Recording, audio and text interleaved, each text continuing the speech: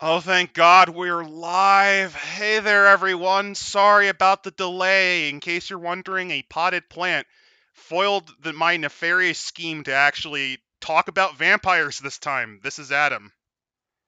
And I'm Techpriest, and we are live, and we are finally going to actually get to the vampire section of this book. I know, it's And weird, boy, oh isn't boy, it? am I excited! It's I mean, I so mean, weird. you can say what you want uh about this book, but you have to admit that they do a very good job of setting the stage for for what you're going to be getting into here, because that entire section before is basically a summary of here's what we're actually looking at now in the modern knights modern knights according to Rome. Late The antiquity first, knights. We're yeah, talking late 4th century, so like your 390s to 450s. yeah, Anyway, yeah, vampire stuff. Oh my God. It took us over 6 hours, and me almost screaming a bit there, but we did it. and weeks of delays. We did it. Say hello to the We got here. Camarilla. You can Well, see the welcome, fascies, the bundle of sticks, because one vampire weak but many strong, much like ape. much like ape, vampire There's the together skull to strong show that they're vampires. Also with a because little they're drop of obsessed with blood. death. And yeah, it's very it's pretty fitting, honestly. If I had to make a symbol for a vampire conspiracy or a cult in the in this period of time, yeah, the fasces would actually be pretty accurate. There's a reason that the weird guy named Benito Tortellini made it his symbol. You know, the infamous Yeah. pasta chef who was responsible for the deaths of millions of brown people with his bad cooking. You know, with his infamous Austrian painter, they created the world's greatest food crime to the point where, Modern British cuisine. That's the problem that they created. yeah, Benito That Tortellini that is and Adolphus Hilter. that is indeed the worst crime against humanity, was the destruction of the British food cuisine. Please ignore all the other massacres during World War II. That is the true tragedy. Well, no. To go into full on, what's the term for it? Denier logic. It needed to happen because otherwise we wouldn't get chicken tikka masala because that's a British dish. A lot of people forget that it actually is. It was made by, I believe, Bengali people who moved there after the war. Ah, really? Yeah. Oh, and if you're wondering, Indian dishes as a whole are traditionally not made by Indians in the United Kingdom. It's usually made by Bangladeshi. Yes, because that's where the company first actually got its roots, was in Bengal. Uh, Oswald Mosby. Oh yeah, the turtleneck man. He's also responsible for the failed. He was one of the 85 gunmen behind the grassy knoll. There's 85 of them, yeah, and there's half of them were 85 the of them. mob.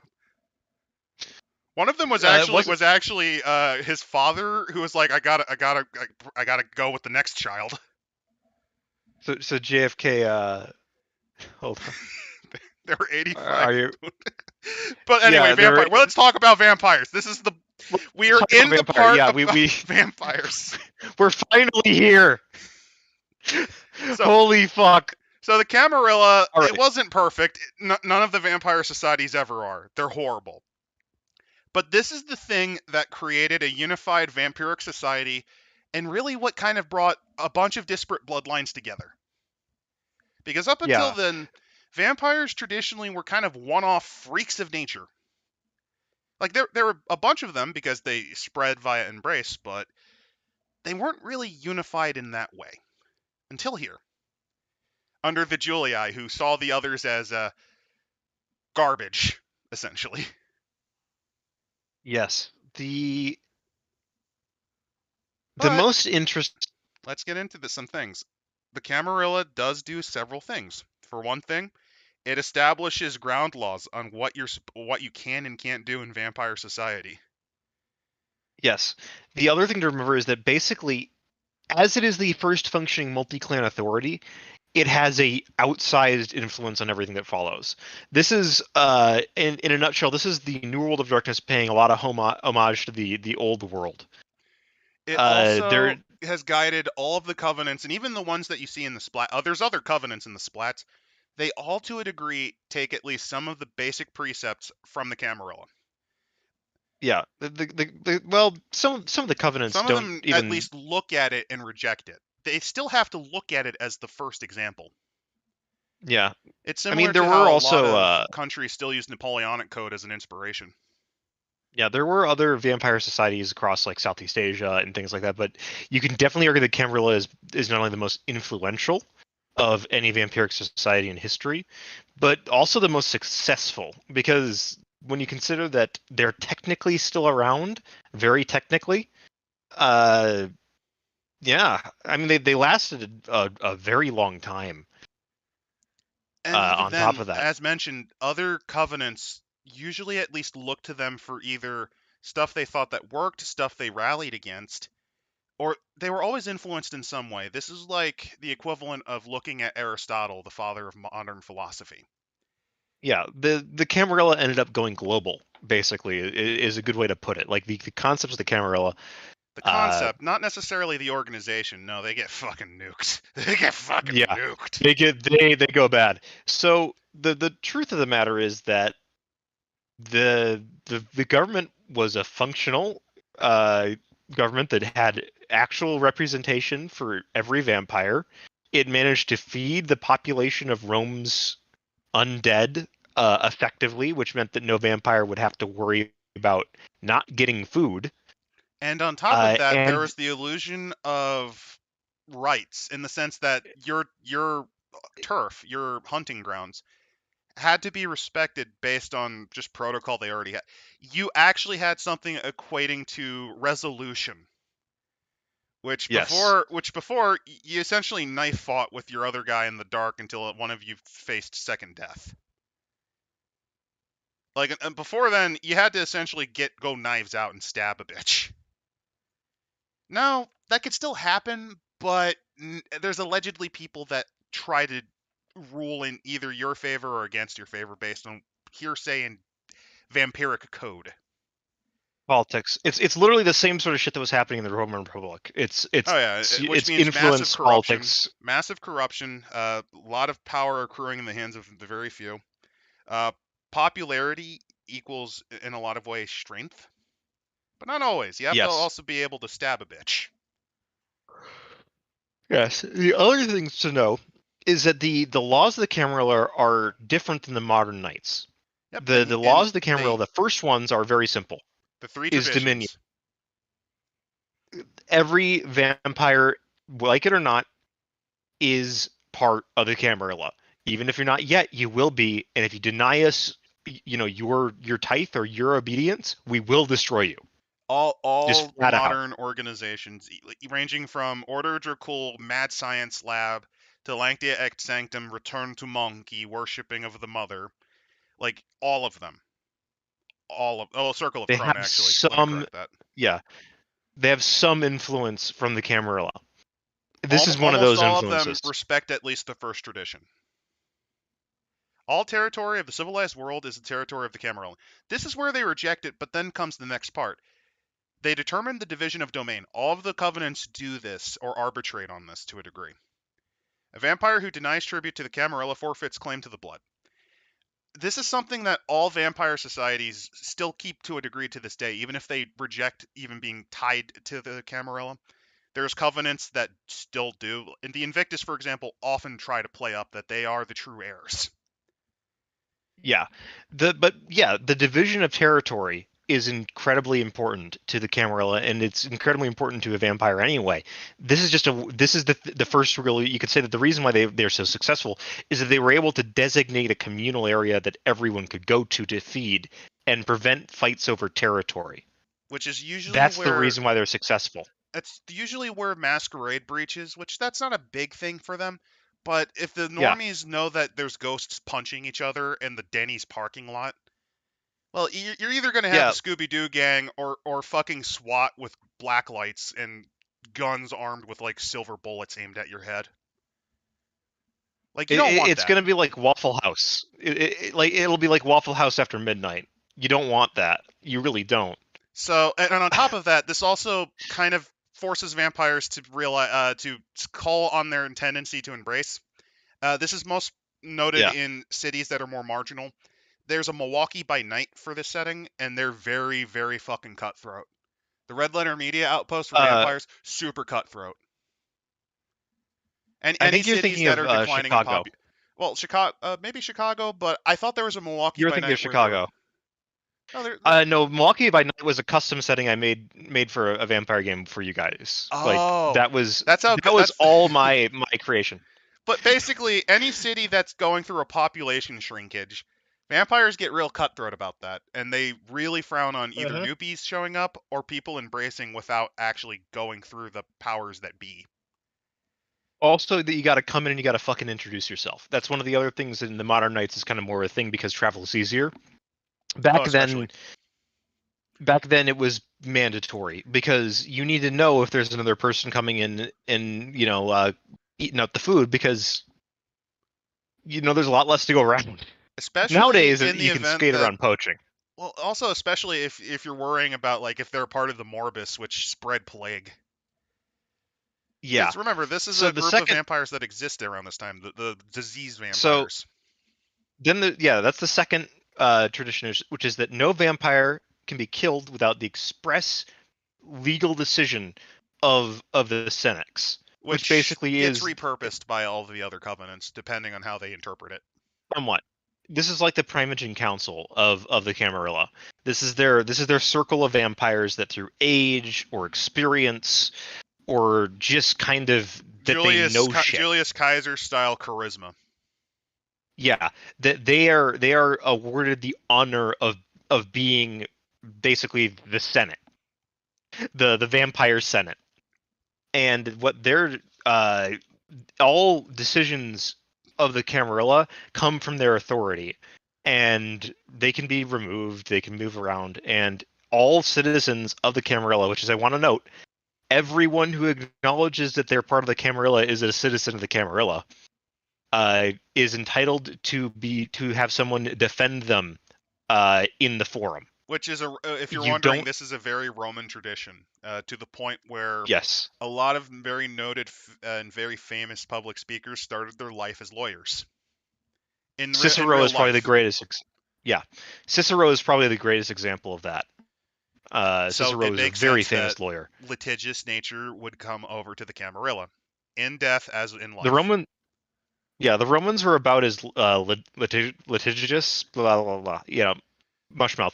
They were about as sue happy as modern America. To give you an idea, the first complaint was written in Babylonian. I think the first documented vexatious litigant, a person who abuses the legal system, was Roman. Yeah, That's where the term comes from. like Ian the Seer has nothing on some of these guys. Oh, by the way, Silver Grizzly's like, no, there was a published Milwaukee by Night. It was Vampire first. Oh yes, that one was for Old World. Yeah. That was the Old World Milwaukee by Night. The I was talking about one that I did for like a new world game that I ran for them. And I was in it. It didn't last super long, It but didn't last super long, but we had some fun with it. yeah.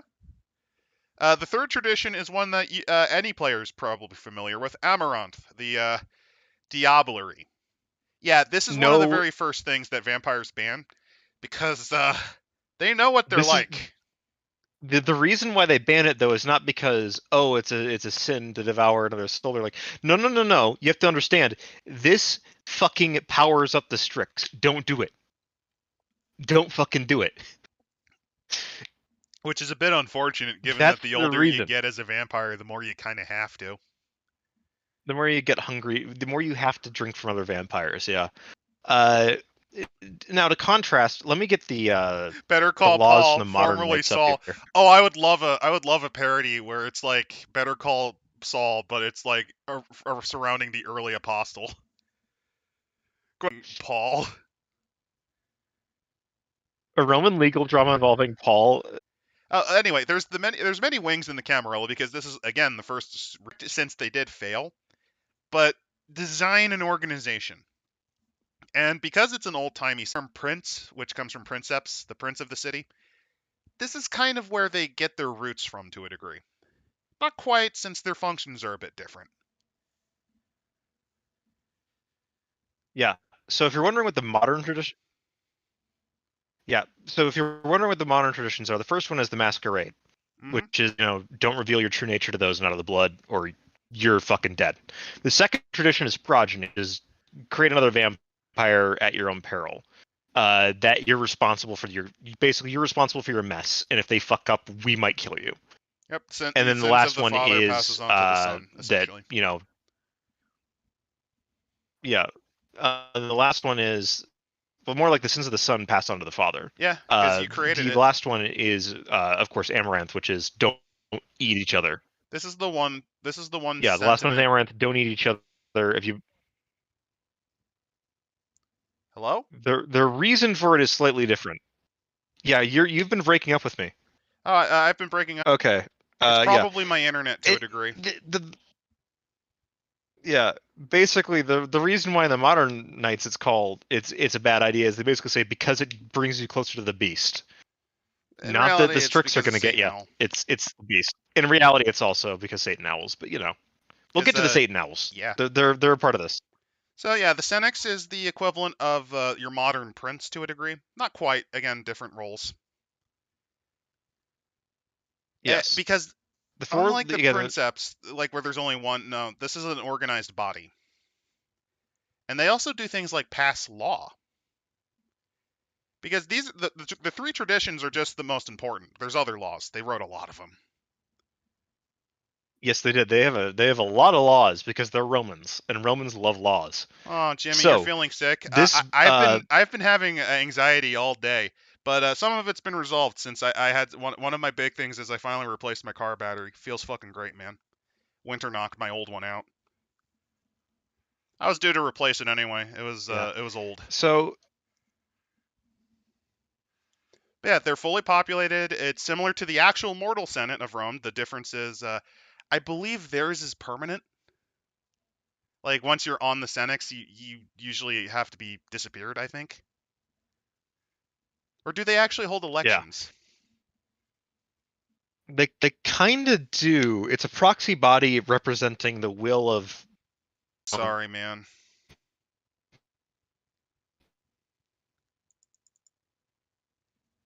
Stream Oh fuck. is your stream going? Is the stream going well for you guys? I'm just wondering.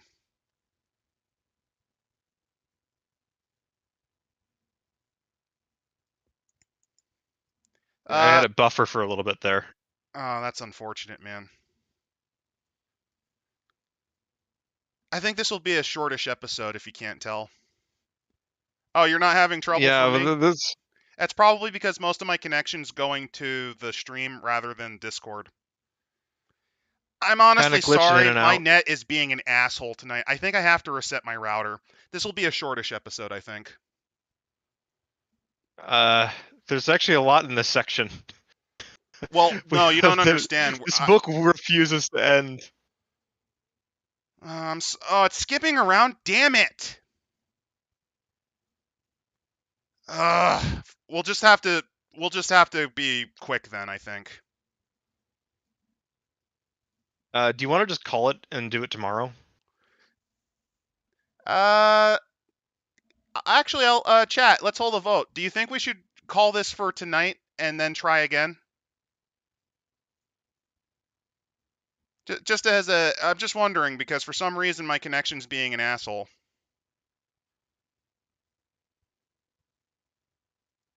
I really don't know what its problem is. If it usually has problems like this, it's like at 2 o'clock or something. No problems now? Oh, do you want to continue? Yeah, let's keep going. If it happens I think we again, I might be. will call it, okay? Yeah. So the Senate, as we mentioned, Grandpa Vampire's here. The main thing about the Senex is that they are essentially the legal body. They are similar to the mortal one. They debate. They have very formal meetings where they get up and they talk about the glory of Rome and the need for the law to remain as it is, and the law is for all. And they kind of uh and they argue, of course, that cynicism and corruption are not allowed within the Senex's walls. And that our assembly speaks the flawless logic and complete compassion. In reality, is it entirely balanced towards the elders, because elders are dicks. Also, Roman tradition, elders are much more respected traditionally, so that's how they're able to get away with it. Yes. The very inner circle, or the Invictus, is generally considered the top of the top. Which that's a Generally, little bit. They don't actually go into that actually. they just mentioned that the inner circle was called the Invictus. Which is where the Covenant gets their name from. Yes. Not because they actually were the Invictus, just that's what they're claiming the rights as. That's what they're claiming to be. It's not necessarily that they were, but I mean, if you were a survivor of the Camarilla and that's all you, I mean, you'd probably claim the title of "I'm part of the Invictus now," because there's nobody else fucking left. So, besides being the legal code people, one of the other things they do, and this is fitting with Rome, senators traditionally also observed and performed the rituals and major festivals, which still continues with vampires today. Not today, but in this time period. So they would do things like decorate the necropolis, similar to how Saturnalia worked. They would also hold auspices, essentially. Because, again, Romans were obsessed with prophecy. Yes. So they were kind of also slightly religious, even if they may have lost some of their faith because they came back from the fucking dead. Yeah. It's also important to note that their word is law. They speak for all, and that if it's debated and it's done, don't bring it up unless you've got a very good reason to. Otherwise, they really hate it. This is Grandpa Vampires being crotchety. Their most important ritual, of course, though, is the fact that they gather and debate, which is why they have the name Invictus, because it's like a big circular chamber, right? So each circle in, the smaller the circle gets, the more important the people are. Therefore, the inner circle are the ones closest to the center and thus the most important in rank. I will say that one fun thing is their biggest celebration is on the 25th, because much like Sol Invictus, they gather together for essentially admiring the strength of the mortals, because they Yes, need them. the mortal world. The sun is unconquered, and the living world is important. And we have to note that we can never truly dominate the living. We have to keep to ourselves. We're subordinate to the mortal world. The mortal world controls us in ways that we have to admit is a problem. Even like there's too many of them. How many Camarillas in the New World of Darkness? Technically only the one. 3 would be about correct if you include the idea that all covenants are essentially Camarilla at this point, just because they at least uphold some of the traditions that they had. Yeah. Invictus would be the second, because they do claim to be the official successor. Yes. So you're not wrong. Now, the most important thing about this ritual is that, in general, this is also not like a big solemn, like, oh, woe is us thing. This is more like you can kind of relax. Like, oh yeah, it's time to celebrate and essentially crucify criminals to burn alive in the sun. yeah. That's what they do. Like, Yeah. that's for people who have legitimately committed strong crimes worthy enough to be put down. They're usually kept for Bruma. Yeah. They keep them for the year, and they shove them out in the sun to die. Which, And they intentionally aim it for when the sun rises. They aim it at the east. yes. Besides that, here's some of the titles they have, much like the Roman Senate and the Republic back then. They had quaestors, Aediles, consuls, magistrates, and the Invictus. because they did not have the councils. They Yes. changed this part. Now, if you look here too, they show you kind of the relationship they have with the other branches of the Camarilla and the new guys. The strangers. Yes. So The augers are their diplomats and advisors to mysteries. The legion are the ones that hold them up. They're the strong right hand that enforces the will of the Camarilla. That would be your equivalent to the sheriff, for those of you familiar with Yes. Old World. The strangers are basically everyone else that technically isn't part of the Senate, but are still part of the Camarilla. And then there's the sanctified, who aren't part of the Camarilla, but we're tolerating them now, at least vaguely. These would be Let the their Lancia sanctum. yes, let their god come and debate our Remus if they are so sure of him. This is their way to kind of not really tolerate, but let live. Yeah, basically they're telling him you don't got shit standing here. Like you're barely kindred, barely. So the Legio Mortem, the Legion of the Dead. So this is their essentially military and security arm. Yes. If The, you are a leg breaker, you're given to these guys. they are entirely the enemies without and the enemies within. Their job is to basically investigate, detain, and destroy rebellious elements of vampire society. Yeah, and they're pretty good about it, and they're also really quick on it. Yes. They generally don't abuse their power. Mainly because they're selected already before entering it. Oftentimes, yes. Also, They'll take yeah. they'll take about any vampire that they can that wants to join, but they have to have a ability, the willingness to enforce the law, b a strong sense of discipline, and c they can actually fight. Like if you can't fight, get the fuck out. Mm-hmm. We don't want you in here.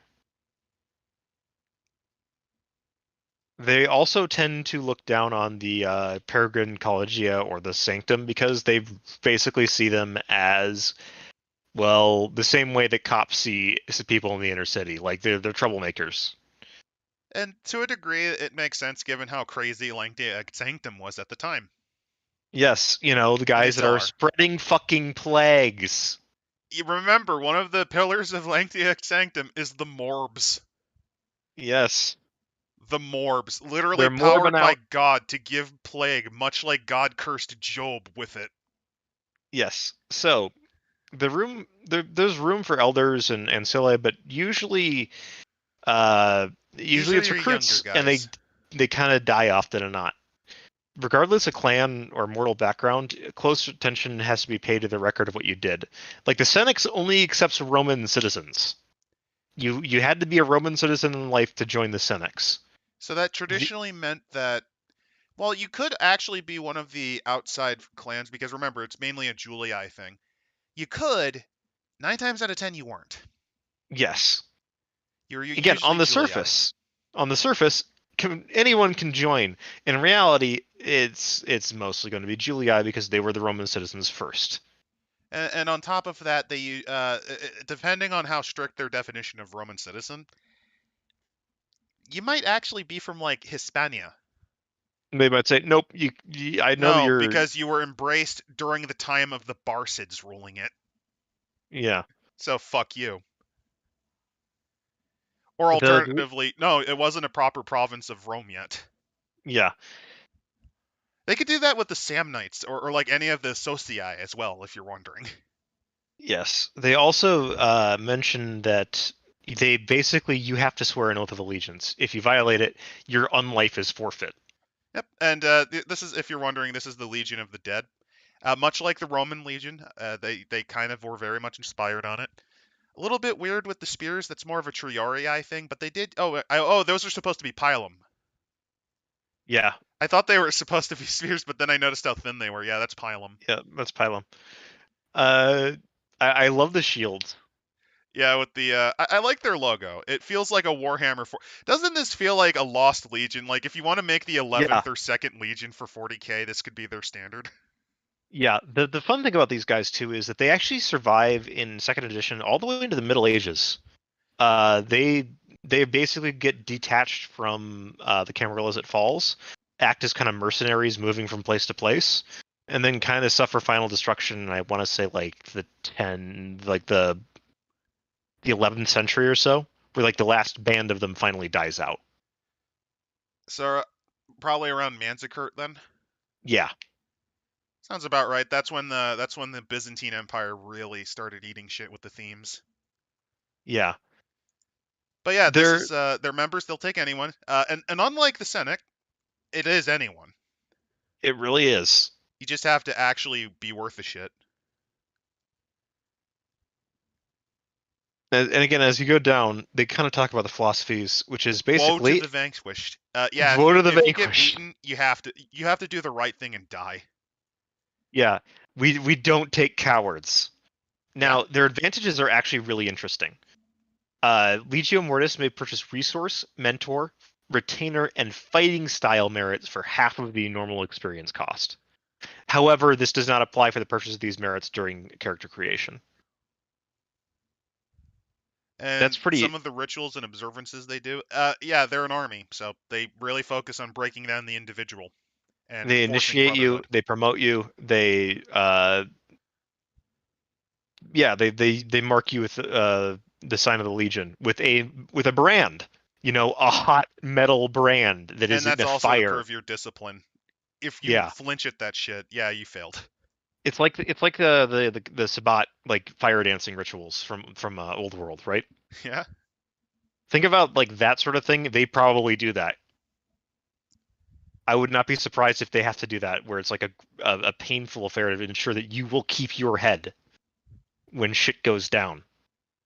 Another thing they do is Camarilla Victa. Every year on the anniversary of the founding of the Camarilla, the entire Legion commemorates the victory of their predecessors and remember the fallen. It's essentially their version of Veterans Day. By Veterans Day, they mean all the unworthy must also be purged. So they go down and they hunt out uncivilized kindred. And those who bitched out and did not have the dignity to die. Yeah. So here you go. There's the Virgatore. These are the rod bearers. These would be the equivalent of the Centurions.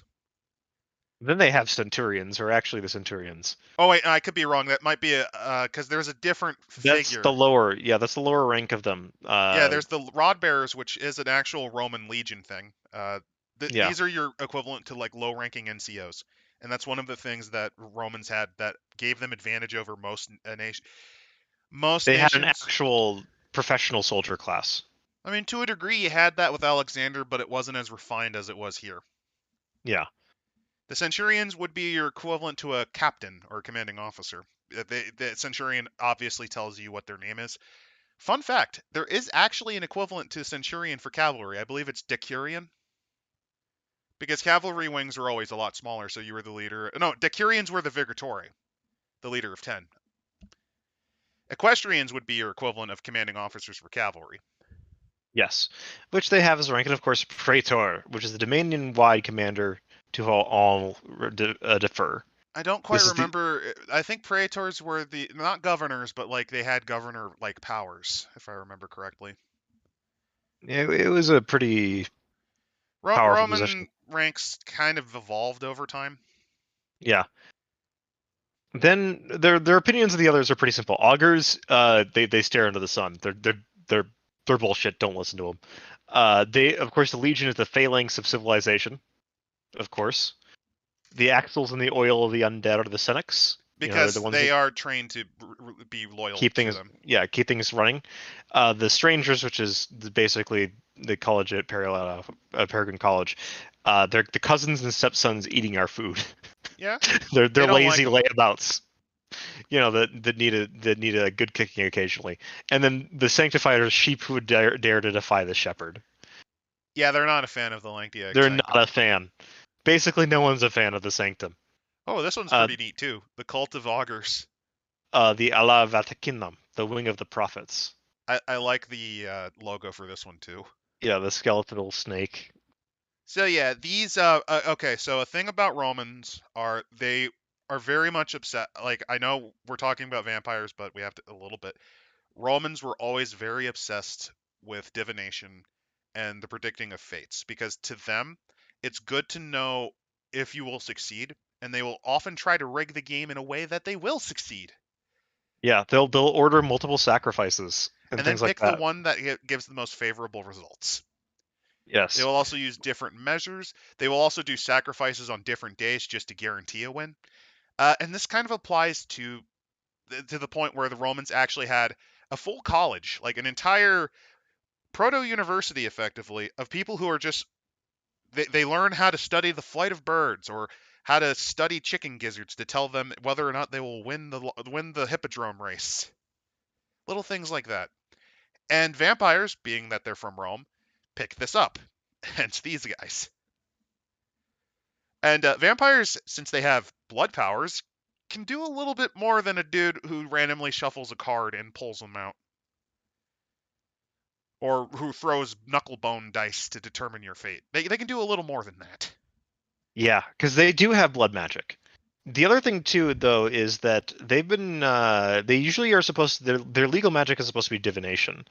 However, there's kind of some issues with that going on right now, and prophecies are becoming harder and harder to determine. It doesn't help that they've been infested more and more with doomsday sayers and literal insane people. Yes, and also there's people that are just taking bribes to keep going, like cutting up the chickens, going, "Yeah, signs are great, everything's fine." Because again, a thing you got to remember with Romans are they're the first state that actually looked at corruption and said, "Yeah, I can make this work with us. Work with us in the system, and we'll fucking make sure you get all the money because we get some of that money too." Yeah, Not even fucking with you. That mindset is why shit like the mafia exists. yes. I'm not So even kidding. there's two types of members of this order. There are the very faithful ones, That actually who are, try. they're worried about the gods and trying to gather. And unfortunately, these are the guys who usually warn the bad times are coming, and they're saying this Oh, more and more and more. there's a lady, Uh, and I don't think she's exactly clothed. yeah, Don't no, worry, she you is didn't not. see anything. And then there's the second one, which is liars and smooth talkers who tell everyone what they want to hear. Because that's the thing with prophecies as a whole, and generally, with divination as in general. It's like that one guy who was really famous for talking to dead people. All you gotta do is know how to read people. Listen to what they Uh, want to listen to. John Edwards, Yep, wasn't that his name? Yeah, yep. He was one of the most notorious ones. yeah. Uh, in any case, there's two things that their philosophy stresses. Ritual is faith. It doesn't matter what you believe, so long as you perform the proper rituals. So you could, as a And complete joke, I mean, you can't use the specific vegetable, but you could be like, so long as I got my turnip, things are okay. isn't this from Discworld?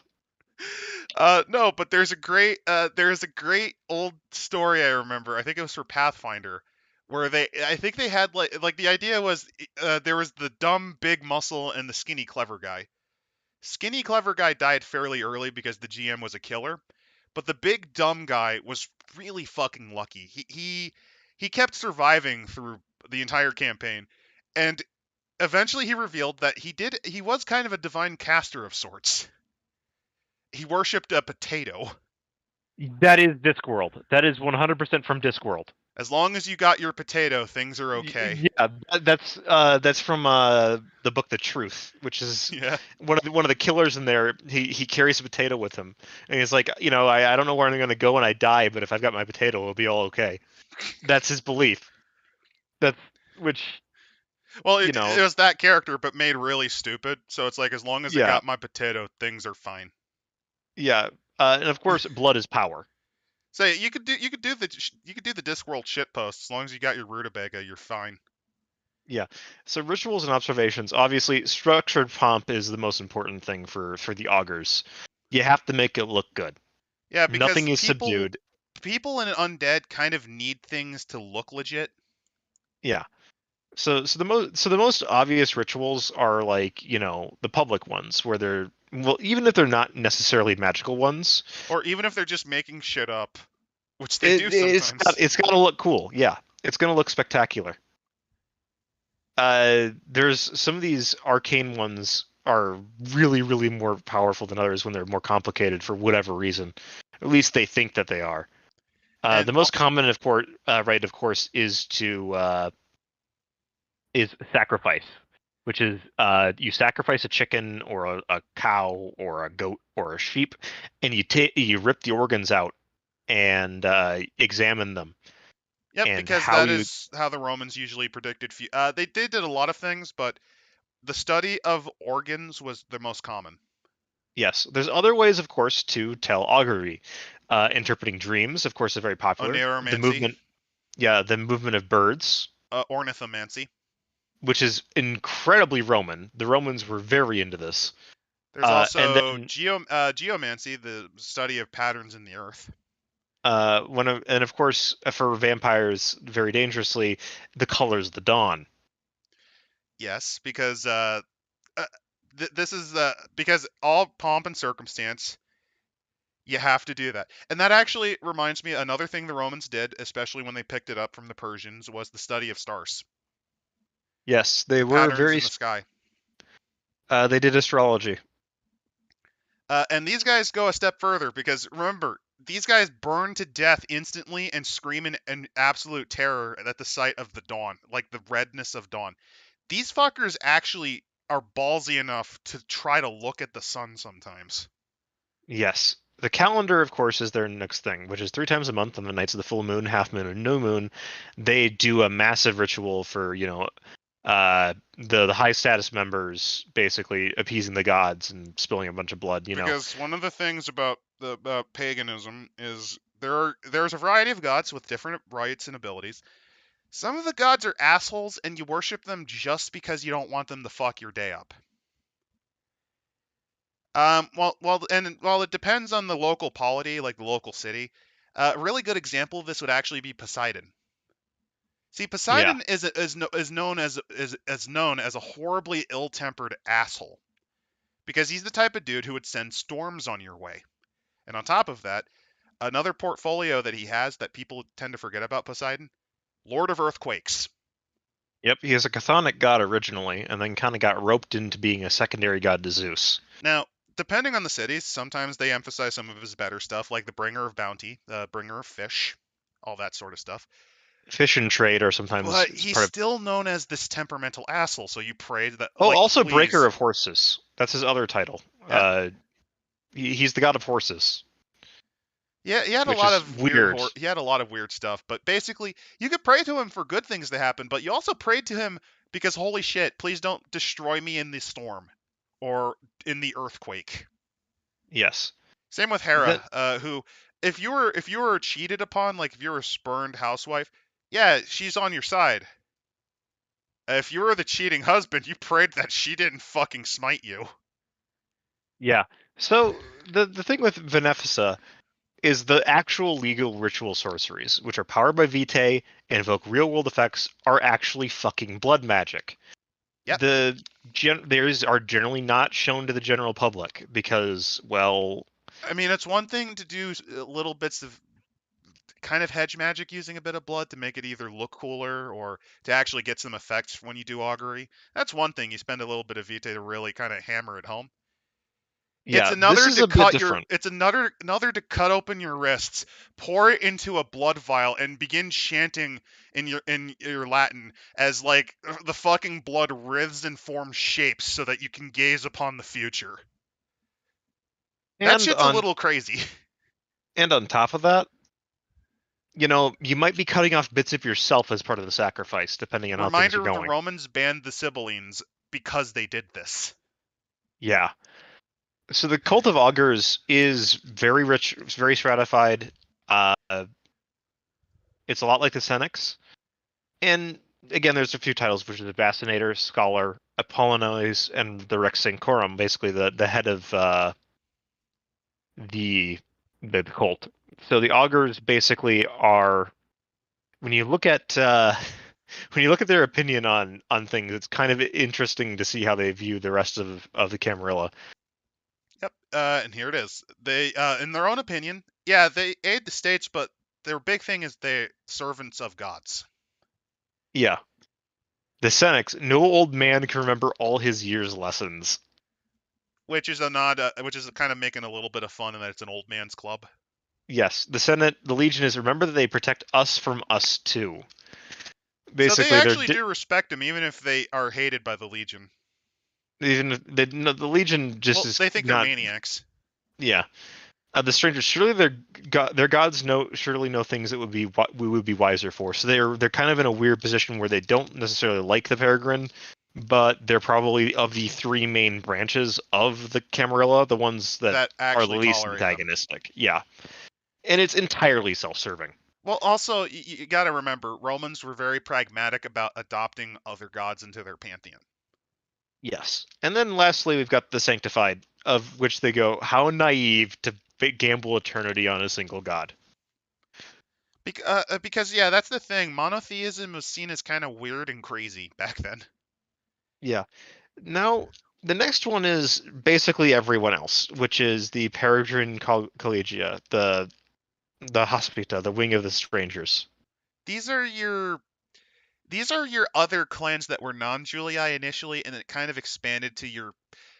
In Japan, there's a caste that basically is hated for being unclean, kind of like that. These are your outsiders. These are your slaves that were brought from, say, Africa or So, from the East more accurately, these are the mortals who end up embraced who aren't qualified to lead, don't want to fight, or and can't fight. can't fight and can't pray for the gods. This is This is where where you get stuck. everyone else goes. This is where you get stuck if, like, you could be Julius, the baker who got embraced because your great grandfather thought you had potential. You fuck up. You can't make the cenex because you're a young vampire. You don't have the strength to enter the legion, and you never really, like, the gods and venerate them, but you can't do a fucking ritual, pal. And you're not Yeah, crazy enough to go with those weirdos spreading bubonic plague in the sewers, screaming about the Morbius. So here you are. yeah. They basically also point out that they are kind of essential, no matter how much the other branches don't like them, to things actually running. Because these are the guys that more often than not work with the upper world, because they're part of the necropolis. All of these people, these are the ones that actually go up into Rome usually. Oftentimes, yes, they'll also, for example, call the ranks of the Senex occasionally with, assassination jobs and things like that. They'll also, of course, they're prostitutes and gladiators. Oftentimes, things for the Legio Mortis to have fun with. And on top of that, they also enforce the Camarill's laws. They'll hunt down stragglers and people that are trying to hide out in the catacombs, drag them, and Yeah, these are uh, your equivalent of plebeians, but yeah, they're usually plebeians with skills that are, because again, you don't want to embrace every Tom and Harry or what would it be, Julius and Giannis. You can't do that because uh, otherwise you get killed. they also clash to a great degree with the Mortas because the Mortem, well, they're rule sticklers, you know. Well, not only that, but a lot of them are failed candidates. Yeah. So there's some animosity there. Like, Uh, not like most, again, the legions of the dead. You have to actually fight, and there's people that probably would have wanted to join but don't have the strength and never can because they were embraced the way they were, and they're yeah. kind of bitter about that. Yeah. And also, again, Uh, the legion thinks they're a waste of space. yes. The other thing to remember is that they are basically going to rely on each other. If you're looking for an analog to the Carthians in many ways, that's the Collegia. They're kind of a prototype for them. Remember, Oh, hey, the chaos every symbol. Oh yeah, it's the eight-way symbol. yep, Neat. uh, they are every member of the Camarilla that is not in one of the other wings. And here's a Nosferatu kind of Sicarii looking motherfucker here. Yeah. A motley assortment of embraced foreigners and conquered barbarian kindred, criminals, artists, prostitutes, slaves, cripples, and crazies make up the majority of the catch-all wing of strangers. Which is a little Brought bit together, full of shit because it's also just random citizens that attracted the eye of the other branches. yes, But this is mind the you, stereotype. uh, sometimes also disgraced members of other wings are thrown down into here because they did something to get kicked They out. screwed up, but not to the point where they have to be sent to the sun on Bruma's Day. Yes, at least not sent to the sun openly.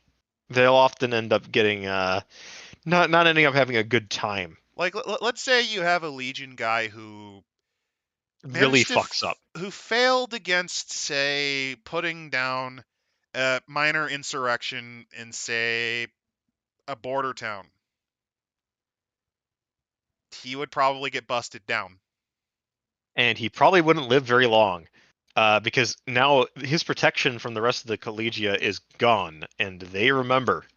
Or maybe there's an augur who, because it was like really jazzing up the rituals, but they were wrong, and then the fact that they tend to over exaggerate or try to win sides gets outed and legally in front of the cenex, and they have to be busted. But they didn't commit evil; they just didn't They're just a fulfill their fraud. job. Yeah. They're a thief. Yeah. And really, as long as and, you're and a willing sen- to and a member do of the Senex might retire or might get thrown or might get essentially replaced. yes, discards and outcasts aren't the only ones. Sometimes there's people that go willingly because they think that this is really full of shit. Like this Senex is full of shit. I don't want to be a The soldier Senex is an anymore. old man's club. The augers are insane, and the Legion are complete assholes. Yeah, and they'll just go Oh, down and, there. and those weirdos who worship that guy nailed to the fucking cross. They're crazy. Also, Some yeah, of them are literally ripping their spleens out, screaming, "I'll give you the gift of plague." I don't want to be yes. near that shit. So the philosophy of the Peregrine is very simple: is that those that have will have the means to power. It's a very competitive environment where if you're not willing to fight for what you got, you're fucking gone. Mainly Uh, because these are the lowest rank of the Camarilla, so you already th- don't have a lot going for you. these are basically vampire street gangers. These are like these are the reasons why the Senex divides Rome so that everyone's guaranteed at least a slice. Because otherwise, if you're not on your feet all day, you're all night, you're going to get murked. Yes. Now, the other thing to remember with this is that power wears many faces. They don't like to necessarily go into the legal situation, but you don't also have to necessarily be a legal expert to get things done in Rome. For example, you can use loyal killers and trapping and wealth and power and other influence Or you can to be a complete fuck up loser idiot who just happens to be best friend with a really powerful leg breaker. yes, Like you could just fail your way upwards through friends, yes you can, which and is you a might thing be that into happened in college. Rome all the time. Yes. Now the next thing is kneel in the light, rise in the shadow. Basically, they tolerate the Senex and the things like that. They don't openly defy them, but they will openly but they will kind of take Bend liberties with the rules, law. especially Yeah. if it fucks them over. Yeah, they'll ignore things. Now the next Oh, thing oh, to what's that? This guy was found dead in this other vampire's what a area. coincidence. Oh no.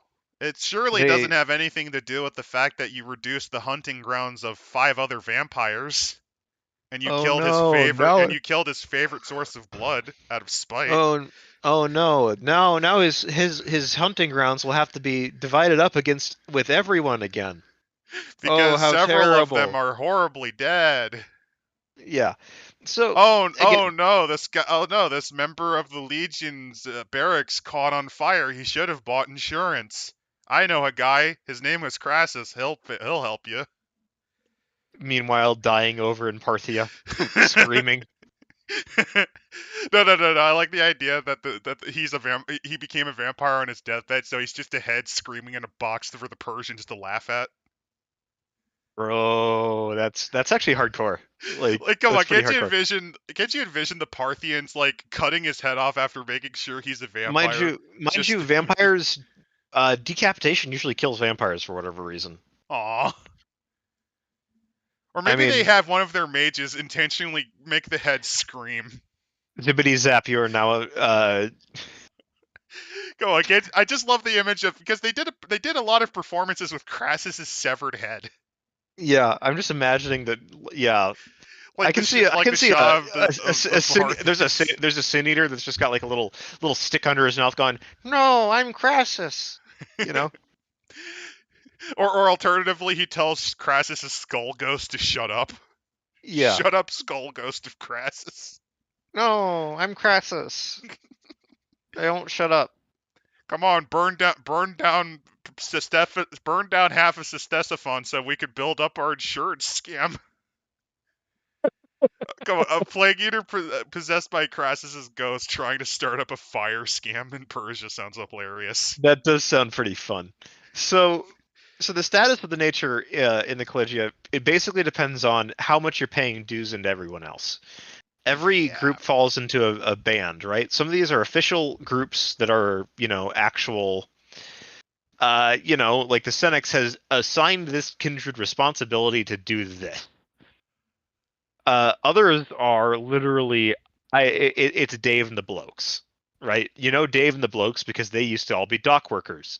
They also all know how they now know the best ways of getting smuggling people into the underworld to eat. So Okay, Davidus and the boys. Yeah, yeah, yeah, boss. You think you can escort a local guest to the underground? Yeah, sure, boss. And they kidnap a screaming member of like the patricians in the Senate who didn't pay his fucking dues. yeah, Can't you envision Dave and the boys like that's their mission? They have to kidnap a member of the Senate because he didn't follow his fucking promise, and then make it look like the mob got him. yeah. So yeah, that's what they do. Basically, if you're part of the college, you have to. If you're asked by the others, it's good policy to pay your dues. That's what you're paid for. They also Yeah. have competitions of merit, Yeah, they'll go and play around. Now there's a couple of titles and duties. They officially only have two, which are tribunes and governors. which is quite impressive. Tribunes are basically every band has to have a representative that will go and talk to the senex and the magistrates and like explain what the fuck's going on with this group of vampires. Oh, these S- vampires are working together to thin out the population in their area to expand their hunting ground. And then they're going to smuggle in new people from slaves that they're going to replace with, I don't know. Newly embraced kindred, yeah. There's a lot of that sort of shit. And then there's the governor who essentially is the owner. Basically, they manage an entire segment. It's similar to the Roman government title, governor title. Yeah. So of course their view of everything is that yeah, we're the ones on the street, motherfucker. We know what's going on. Yeah, we're the ones that actually know the city. They basically call the augers a joke. Oh yeah, their visions Their matter. visions only matter. The politicians see them too. Yeah. The The old man Legion. seduces women he is too old to bed. I love their description of the Legion though. The swords and phalluses waved about by old men. Pretty good. And then of course the sanctified exiling themselves by religion to match their poor stations. And here we go, baby. This is actually one of my favorite covenants. If you're Yes, wondering. they are at this point they are considered technically an offshoot of the collegia. Yep, and they're They considered absolutely fucking insane. Yes, originally founded by a small band of embraced Judaic slaves, the movement that would become the Lancia at Sanctum began at the very bottom of Roman vampire society, espousing an approach to faith and servitude that was very ill received by most of the Camarilla because you're It's basic. it's similar to how the Romans disliked the Christians. It's that they, they're saying stuff like, we should do stuff to humans to prepare them for the next realm, and then the Camarilla's looking at them like, what the fuck are you talking about? Wait, what? And on Why top of that, things like humility, like, dude, we're vampires. we're vampires? Why do we care about getting these humans to be like, oh no, woe is me, we're Wait, you suffering? only worship one fucking god? What the Yeah, fuck is wrong with you? yeah. So they kind of all get together. They assemble a bunch of religious tracts and all that, and then they finally get the tenements of Longinus. Which, This is again, the reason Lancia Ex Sanctum is called the way it is it's that there's commonly this. rumored that the founding member, or at least the initial preacher of this kind of weird vampire faith, was Longinus himself, because when he stabbed the spear into Christ's side, it damned him. It damned It him cursed him. to a life of undeath similar to Cain. And he essentially began preaching and trying to figure out what his life is going to be about now. Because again, he was a Roman initially, so that's gone to him. And eventually they come up with the idea that, well, we can't ever go to heaven. We're not able to anymore. We technically, if there's souls, we don't have them, as far as we know. On top of that, remember, early Christians who were embraced usually just accepted fucking death. Killed themselves. Yeah.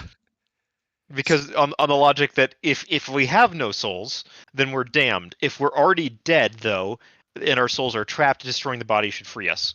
That's kind of Gnostic, and that was kind of purged out of them eventually by the monarchical creed. Which The creed of I don't know if that's happened here yet. It has. That's what they're talking about. Okay. The monarchical creed has finally made its way to Lancia at Sanctum and codified their doctrine. This is where there actually is the guy that's claiming, no, I am the child of Longinus, and here is his testament. Yep, because initially they were more of a vampire death cult. Yes, and then you have the guy claiming to be the child of a spontaneous embrace at the crucifixion of Christ. And he's got a book. He's got a book. And he's got his. And he's charismatic and doesn't seem like he's full of shit.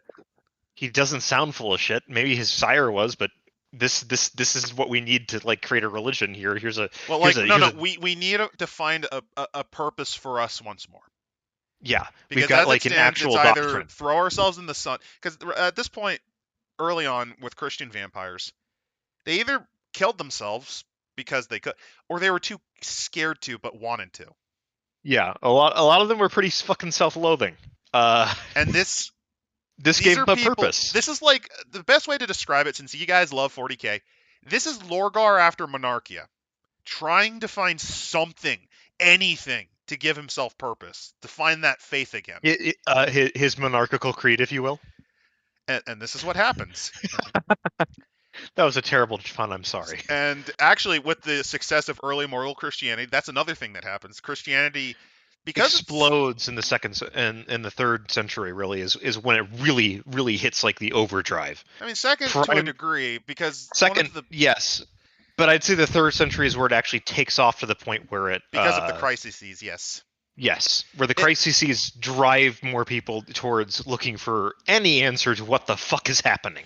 If you're wondering, Christianity's early success comes partially due to egalitarianism, partially due to openness, and partially because the requirements weren't quite as insane as some of the other millenarian cults at the time.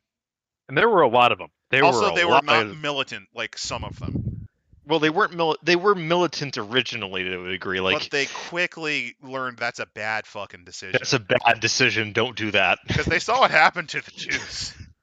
Well, they were Jews at that time, basically. Yeah.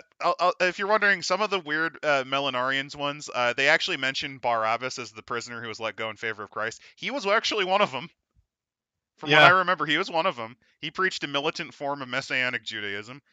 There was also the Luciferian movement, which is why one of the many titles of Satan is Lucifer. Yeah. Because the Christians really fucking hated them, since they were at the time in the early 2nd century one of their big rivals. Yeah.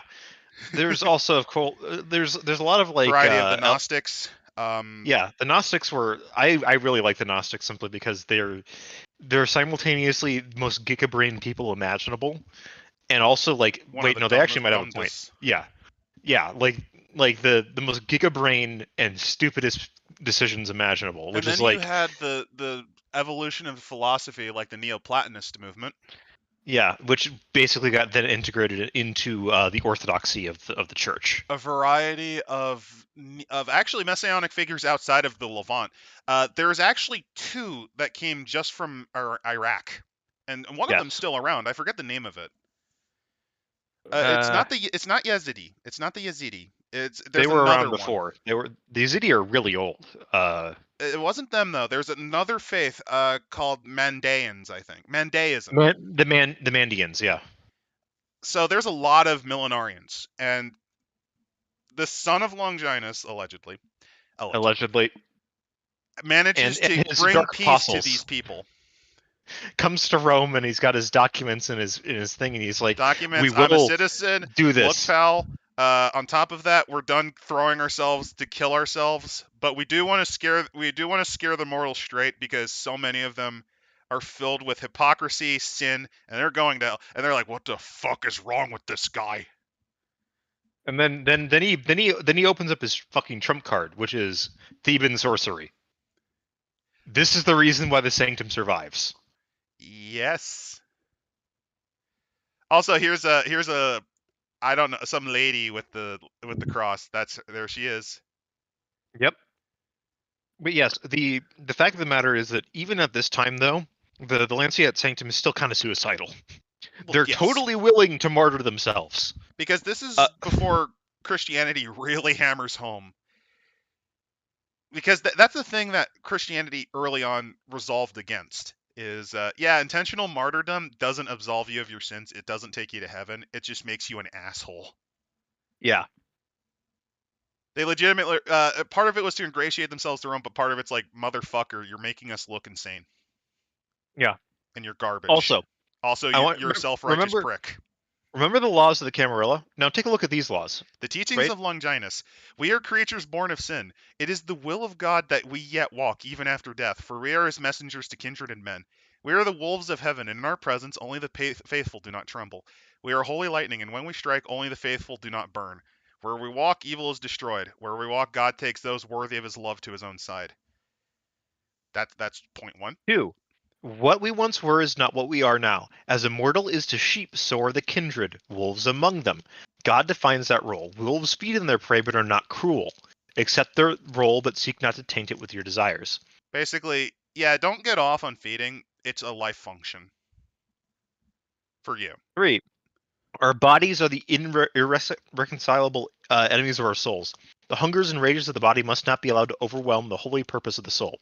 We endeavor to maintain control of our impious urges. Yeah, don't go into a frenzy if you can help it, and also do not prove that prove your soul is your master, not your beast.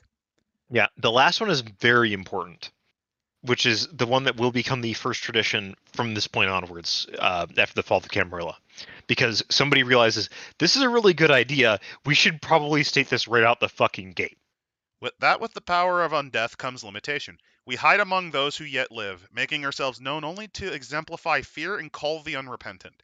We make our own only to do God's work. We must not slay a fellow unless to preserve the word of God. Woe unto the kindred who takes the soul of a fallen enemy.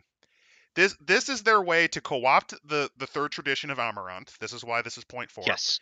They And it co-opt that. adds the traditions into the modern that the modern traditions come from this one right here. If you're This is wondering, it yeah, right these in that guys, order. these crazy Christian death cult vampires, they're the ones that initially come up with the full concept of masquerade. Because with the Cenex and the Camarilla, yeah, they do make a point to try to hide the scope of what they are. They do.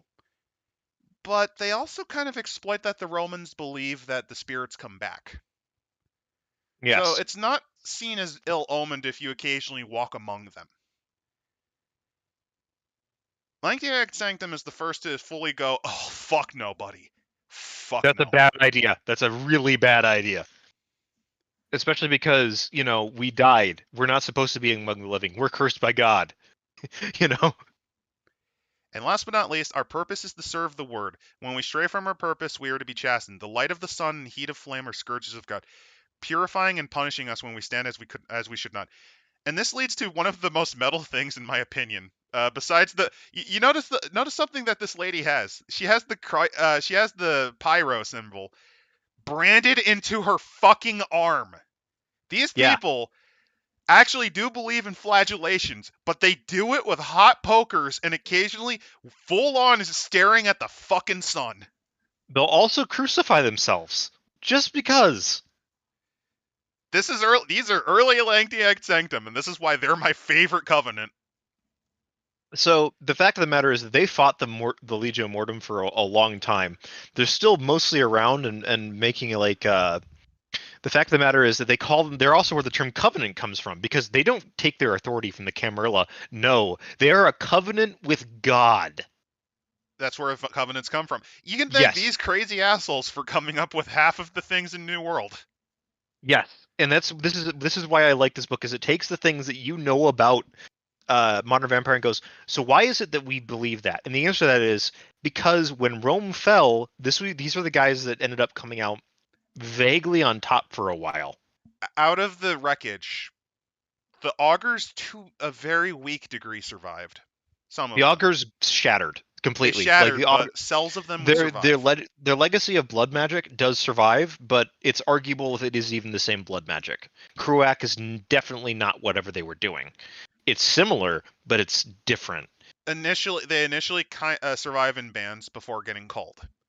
Yeah, The the Legion, Legio Mortem they survive survives, actually. but they don't give a shit. Like the Camarilla is gone, we don't give a fuck. They lose the thing holding them together. They become undead warriors and essentially slowly whittle and fade. Slowly fragment, whittle, and fade away. The Peregrine Collegium just They just, as soon as the Camarilla was gone, they fucking said screw this we're out, we're done. and Fuck formed their you, own shit. fuck you, mom. We're doing our own party. And the Cenex, oh yeah, they got yeeted by owls. Well, no, the Cenex survives maybe in the form of the Invictus, who Partially. immediately go and make a deal with the Lancia Sanctum. You know, the only people who are reasonably intact. Everything's coming up Millhouse for these guys. Entirely because they weren't as. Because remember, according to legend, Remus came back from the dead because of the Strix. Yeah. These guys did not make that compact. That's why they were partially able to survive. Well, the other reason, and this is the They more weren't important connected reason, to the Camarilla as much. they weren't connected to Camarilla as much, and they had blood magic of their own.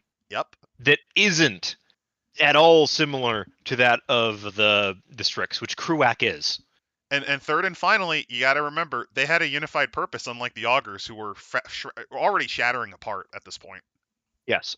So the fact of the matter is that the Sanctified are hated and hunted, but they do not fear. They believe wholeheartedly that the Lord works its way through them, and their survival and proliferation is ordained. Yep. The night of final judgment is coming, and they shall be the ones who bring it.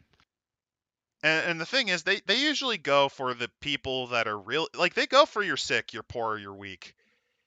They go for those. They go for the people that would never make it, actually, in the Camarilla. Because even the Collegia Peregrina, even they're still required to at least have enough skill to at least serve their due. Yeah. Like, you may not be strong enough for the Legion, but you got to know how to, like, silently kidnap political rivals. And things like that, yeah. Or import illegally a variety of exotic slaves and goods. Or woo your way into the hearts and minds of the current emperor's court. You know, little things like, you have to do something. Like, yeah, It's also no. Like, oh, you're a leper who's like sick and mourning the death of your friend. Oh, we'll bring you in. You're a small child. Come on in, buddy. the thing though too. You're a veteran of the war who lost both your legs. Come on, fuckaroo.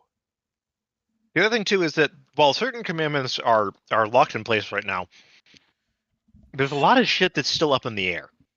Oh yeah, they're still in terms of their doctrine.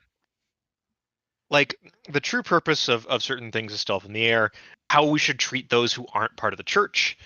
What is kind of going on, and as long as and also that you should try to debate as many of the enemy as possible and try to get your ideas out there to worm into their heads and maybe save them. And that's a These weird guys, thing. These guys are kind of strangely tolerant. Like, they'll accept a Mandaean, a Canaanite, which that was an actual early form of Gnosticism. Was that yes. all of the traditional Old Testament villains were actually either tragic figures or were given the role to fall or to do things. Basically, God told Cain to kill Abel because he needed death to exist in the world. And this is also where the concept of the Book of Judas came from, where God knows that Christ has to die for our sins. Because the prophecies say Christ has to die for our sins, and Judas is the only one loyal enough to go through with willing enough to, because Yeah. the others were horrified at the concept. Because there's two things to remember. Judas is both a tax collector and an Iscariot. The tax collector thing is very likely added on later. Iscariot basically means this motherfucker was packing heat. Oh yeah, His he was part of the militant order at one point. Yes, he would have been the one that would of the gang that was carrying a weapon at all times. He was also the one that was his job. If people had to throw hands with the apostles, he's the one that would probably come out on top. His job would be to stab whoever's going to throw hands with them. Yeah. That's his job. That's what Judas was doing for the group. That's why they had him around. And that's probably why when they go like Jesus gets betrayed, it's like, well, Judas has to be the one to betray him because he's the only one who would actually be able to defend Jesus because the rest are fucking nerds. And that's where the Book of Judas and the Cainites come in. There's also again the Adamites who are just weird coomers who like to run around naked. They appear all the time. The Adamite philosophy is basically that we need to return to monkey. We need to return to the Garden of Eden. Clothes are a sign of our original sin and must be discarded. We need to live like they did in the Garden of Eden. Then there's the Gnostics who are like, oh yeah, there's the God of the Old Testament ain't God. That's the demiurge, an evil force. The true God in the New Testament is the one who essentially imprisoned him. Yeah. Actually, anyway, were we trying to talk about vampires tonight? And no, we did a pretty good job. It's just a slight sidetrack. No, we're doing pretty good. Yeah, we're doing pretty good. We're hammering home that the Lancia sanctum, at this point, since they haven't codified yet, because Christianity is still figuring shit out themselves. They figured out some of it, but there's still more to go. They're more accepting of taking weird beliefs.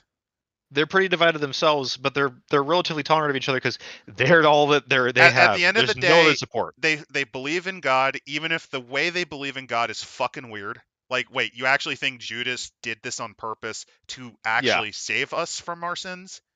You're crazy, but fuck you. But fuck it. You hate this Sol Invictus guy. Yes. We'll take you one. Wait, you want to run around naked as a monkey, man? Sure, come on in. You believe in God. Wait, you think anyone can become Christ through adoption? Sure, come in. You can. Yeah, why not? We're trying to... God is a sacrifice. We are the sacrifices as well for vampire kind, as Jesus was for man, or something like that. Probably is a philosophy that was thrown around early on. I'm just now envisioning an Avengers team of Lancia Sanctum with all the weird Christian beliefs, like all the weird heresies. Yeah. All the really weird ones. Yeah. There was one that was alleged to eat babies. Oh yeah. That was obvious bullshit, but still. But another thing, we will survive. That's a big thing. They believe they will weather the tribulations. They will reach Judgment Day. The rest, everyone else is going to get fucked. Which actually makes me think of a really fun idea. Seventh-day Adventist Lancia Sanctum. Their other thing with that is that every individual must be prepared to sacrifice themselves in order to preserve the church. However, this also means that the persecutions, like as long as they don't threaten the integrity or your capacity to seek new recruits, weather it. It doesn't matter. Yep. Judgment's the one inevitable. That they do care about, though, is that if the committing violation of traditional law, especially in the upper ranks, is considered acceptable as it promotes the survival of the church and preservation of its teachings. If you violate law, they will try to protect you if it ultimately was done to save the church. This means, however, that I want to note something. This is any law and any tradition at this point. They're fucking eating people. Mm-hmm. They are grabbing their enemies and they are diablerizing them willy-nilly. Again, there's a reason the Morbs are a thing in this faction. Yeah. The Morbius get away with what they're doing because the Morbius are, in general, not actually damaging the Lancia Sanctum. They're damaging their enemy's food supply. On top of that, again, the Morbius also is promoting conversions. Yeah, they are. Because these plagues, it's clear the end times. It's a sign of the end times. Yeah. So, yes, the Morbius are doing their job. A crazy, like, if you want to do, like, a crazed Rorschach-esque vampire who randomly just murders people at night for, like, their sins, you could do that, and you'd be seen as protecting the church because either you're limiting food supply or you're getting rid of the unrepentant. Yeah. Like, you literal murder hobo psycho. Yes. Now, with this in mind, the Lancia Sanctum, when they're talking about rituals and observances, because they're such a fractured mess of mortal faiths, that are This is vaguely like Christian. these are several Christian heresies getting stapled together at this point. Yes, Like, I it mean, it's is. there. They have the Longinus book, and they're establishing their own concepts still, but that's not fixed. That's not solid yet. Uh, one of the things that they note here is that the Lancia Sanctum has the most important thing right now is they have Theban sorcery. Now, apparently, this is a thing that was first learned by Egyptian Maquette. Yep. If you now here we go into the I'm putting on my tinfoil Chronicles of Darkness hat, and I'm gonna draw some fucking connections. All right, bear with me here. It's found in Thebes, right? It's found in Thebes. It's found down in Egypt. Do you know what else is in Thebes? The Mummies. Nameless Empire. Mummies. Do you know what? Do you know what? Do you know what said was said to lead them to this thing? An angel. Do you know what can look like an angel? They want to a mummy. Mummies You know, taught the like be not vampires afraid. blood They have magic. utterance. Yes, yes. That is my ultimate grand conspiracy theory. Is one of the two things. I got something better. Either the God Machine God created machine's good. the God Machine created Theban sorcery as a way to create a group of mortal of either of vampires to do his bidding, and it backfired because suddenly the vampires now have access to the codes of fucking reality. You know, great move there. Or it was fucking mummies, and this is I the got same. something more giga-brained. All right. The Kashmalim from the Prometheans, who used it to try to teach humanity to be better, so that the Prometheans have an ideal to look forward to, the best of man. Holy fuck, that is a gigabrain. That is genuinely pretty gigabrain. You Because didn't think of the Kashmalim, who literally look like Old Testament angels. yeah, because here's the thing, right? Theban sorcery can be learned by ghouls. Kruak can technically as well, but a ghoul would have a much easier time with Theban sorcery because it spends willpower. It doesn't require blood to work. Oh, I got something even better. It was a mummy that led a cult of mages, because the mummy originally wanted to give the Theban sorcery to them, and then one of them But that's the turned into thing. Maquette. Awaken magic doesn't work for uh Fair enough. doesn't work with Theban sorcery. You can't have both. Okay, here's another dumb idea. A mage attempting to mass awaken people by inventing a form of magic that even people can use. Now that is thinking with portals. Uh, That's a good one too. But yeah, you could use any of those explanations for what the fuck this is. But even Either even at way, this Theban time, sorcery makes the augers' blood magic look like fucking parlor tricks. it not necessarily. It's about roughly equal. The main thing though is that No else. comparatively speaking, the augurs keep this sort of shit to themselves. The Lancia at Sanctum, you join up. Hey buddy, you want to learn blood magic? Hey buddy, do you want to be an Iscariot like Judas and throw hands with blood magic? Yeah, 100%. They're like, yeah, sure, learn blood magic. Go out and get yourself killed. It'll be fucking great. Do it for God. Jesus loves you. Amen. I'm just envisioning like early lengthy egg sanctum, just because I'm thinking of the Canaanite stupidity. They call their militant assassin wings the Iscariots in honor of Judas. We're gonna talk about the Canaanites in a little bit with them. Or a demon god machine plot. Yeah, I'm sit. That's actually Yeah, Tech's most likely idea, is that it was a god machine plot to essentially absorb vampires into its grand project. Yeah, to try to create self-governing, self-sustaining vampiric infrastructure. Because It vampires that didn't know work out. this, it's useful. Like, they have more power than a mortal, and that means their infrastructure would be more long-lasting and larger. Now, it doesn't think like this because it's essentially like Azathoth and kind of brainless. Yeah, Kind of brainless. it's a self-replicating piece of infrastructure that vampires absorbed into a group of themselves. That's extremely useful. The other would be it's a mummy's attempt to essentially recreate the nameless empire, maybe using a long-lived creature. Yeah, That's another one. Cash Malum was me just kind of throwing shit out the wall. But like, think about it. If you teach that's the early thing. Christian vampires, like if you show up due to an what's the thing, Azoth storm, if it shows up in an Azoth storm to try to make humanity better, so that Prometheans have something to look forward to rather than just embrace the art of flux. Yeah, again, These are all completely valid theories. Choose what you want for your chronicle. Because that's how It's chronicles work. fucking aliens. All you can put on your Alex Jones hat and say it was aliens. Or here's a stupid idea. So okay, here's my idea. This is the most giga-brained of all. All Okay. right, all right. The cult of Amun-Re is the oldest conspiracy designed to destroy deviants out there. And the first Theban sorcerer was a deviant who was That's given not. that power by essentially being ripped apart and reconfigured just like Osiris was until he fucking gained it. You lost me at that last bit, but otherwise, the idea that this was a concept of a magical system that deviants could learn makes some there you sense. go. Like it was made by like the cult of Amun-Re. Yeah, like this is literally some older magical who system like that the vampires uncovered rediscovered. elements of the Nameless Empire, and they're like, we will bring back this great power. Yeah, and now they're like, we're doing this for Jesus, and they accidentally create the maquette. Yeah, that's actually what happened. The maquette was a failed deviant prototype. Who fucking knows? What do you think of that one? The thing is, the maquette's own origin story has them as originally priests of like a god that then perform a ritual to turn themselves into vampires to fight for the souls against these shadow monster things. That sounds like a mummy trying to recreate the ritual that created them.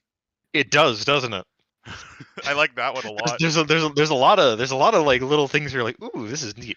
Especially if you dig into like the splat books for vampire for like connecting things. But yeah, Theban sorcery, powerful. It's as powerful as what the augers got. The thing is, though, all of them can learn it. Yeah, it's easier. And on top of that, you don't get destroyed by owls. Yeah, the fact of the matter is that while you can learn Kruak from the owls, that's a very bad idea. And this is how the sanctified see themselves.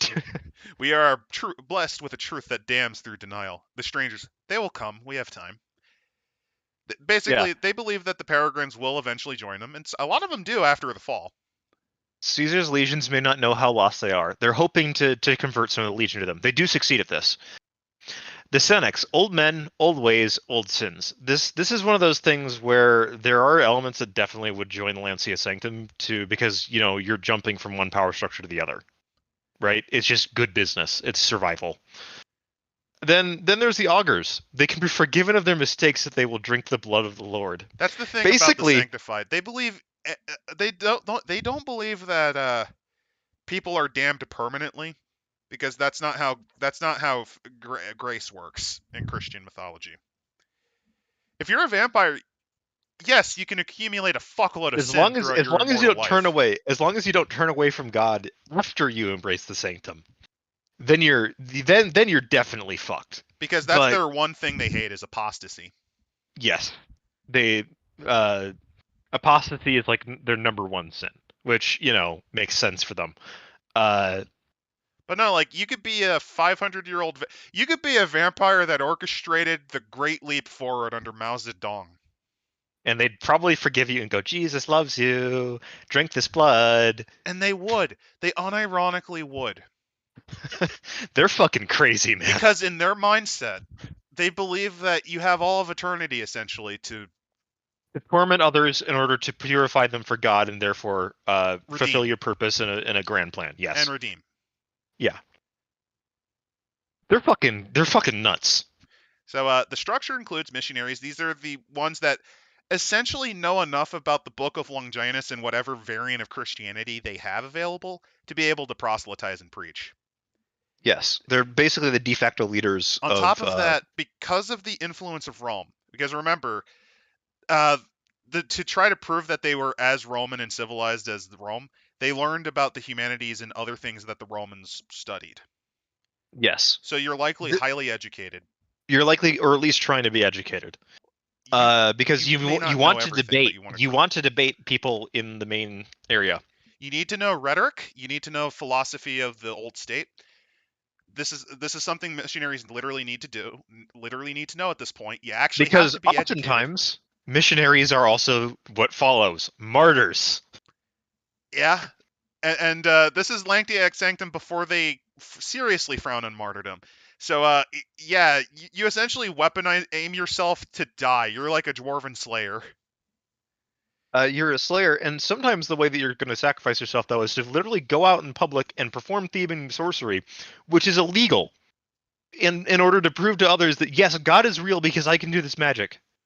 I'm just envisioning like you rip like a fountain of blood gushes out of your mouth as you heal the sick. God has given me grace, and people are screaming. Yeah. There's even a Theban sorcery ritual I remember right, which allows you to go out in the sunlight and then like go, Jesus loves me, and like immolate yourself for like a while and still be alive. Like there's some wacky shit in this book. I think that's a nod to one of the Christian saints who was allegedly burned to death, but survived for like a whole day just praying praises to the Lord before finally cacking it after the 24th hour of being on fire. Obviously, the patron saint of sunburns or something like that, because that's just how sainthood seems to work. You died that way, you're now the saint of that. I think he was like I could be wrong. I probably am. I think a saint did survive being immolated. And I think one of Yeah. their purviews is literally they're the patron saint of firemen. That sounds about right. The I know clans that. of Rome. All right. The last thing to mention about the Lancia sanctum is that they'll also go out into the cenex and try to pitch that no, we should be legal. They usually fail at this, are declared illegal, and then executed. Yeah. This And is actually, considered a if valid you're a form of martyr, martyrdom. this is something that you legitimately can do. Like rather than go out and like I don't know, kill yourself by doing blood magic in public, you could just be like, I will go and argue legalistically with the Cenex. I am going to own the libtards with my facts and logic. And Gets fucking immolated in a cross in the sun on December 25th. on Christmas Day. Yeah. I think oh no, I have a dumb idea. They don't do that to the Lancia and Sanctum because they're actually happy they get crucified on Christ's birthday. Yeah. Come on, can't you envision like one of them using that and then the Senex getting salty so they wait a day later to kill them that way? Yes. So anyway, the clans of Rome. So the vampires of Camarilla clan is more than just a matter of sanguine association and assembly of shared traits. It is literally where you are from in terms of like your heritage. This is kind of what the Camarilla does. It stabilizes the bloodlines and essentially makes them not quite mutable, but codifies and unifies them.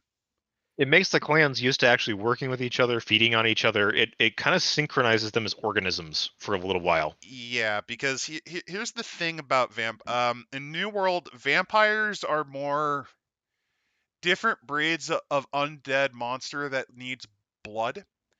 And we actually covered this. This was a good night horrors book that we went through, which shows Yeah. other odd bloodlines you could use to show that it's not just this type of vampire that can exist. There's the type of vampire that's literally just a plague parasite. There's the one that consumes fat and self-loathing. Yeah.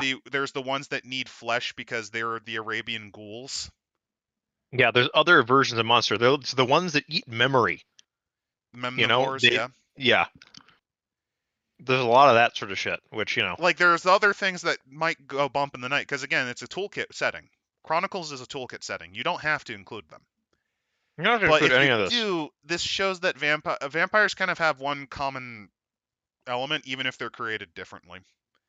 Like, for example, the maquette are maybe the failed results of a mummy trying to recreate the ritual to perhaps make servants of their own. Yeah, the basically a way to put it is that for whatever reason, undead things tend to tend to carcinize basically into what we'd call kindred.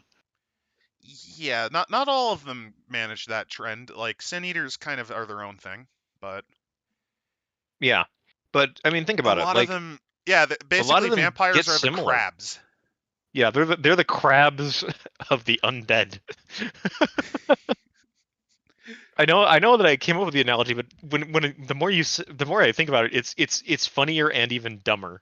I mean, you do have exceptions like the memory and fat eaters, but like even there's the Penangalang, which is like the Yeah, long stretchy neck. No, they still drink blood.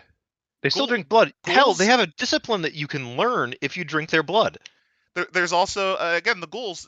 They don't survive solely off flesh. They go crazy if they don't get blood to go with it either. It doesn't get fuel them unless they get blood with their flesh. Oh, and then there's a vampire bloodline that does in fact eat flesh. Isn't that a coincidence? Again, You know? they're the crabs of the undead world. Yeah.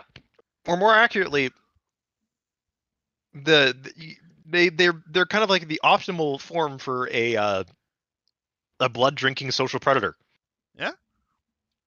And the fact that they're so close to each other and they're so incestuous because they eat each other all the time, that they can learn each other's powers. And that's why they synchronized as they did. Yeah. You can thank That's the how I'd look Lancia at it. sanctum mainly because they're the ones who did a lot of that the most. Well, the Lancia did it a lot, but the Camarilla really did it when you think about it. Oh yeah, they just banned Amaranth, so. So anyway, the clans, the Julii are essentially what you think. They are not the Ventru. They're not. They're very much not the Ventru. They're similar in their disciplines. Their disciplines are similar, at least in this edition. Later editions they give them slightly different, but The difference is very, very, very minor in the next edition. We'll cover that when we get to this. But basically, these are the vampires of Rome. These are the ones that claim descent from Remus. Remus, who made a pact with the great Stridge to come back. In exchange for drinking a bit of the owl's heart blood, he comes back himself. And later on, essentially creates the nucleus of the Camarilla before fucking off. He's the one that embraces the eldest of the Cenex. He's the one that essentially kind of orders the construction of the necropolis to be a twisted mockery, or at least a refutation of his brother's creation up above.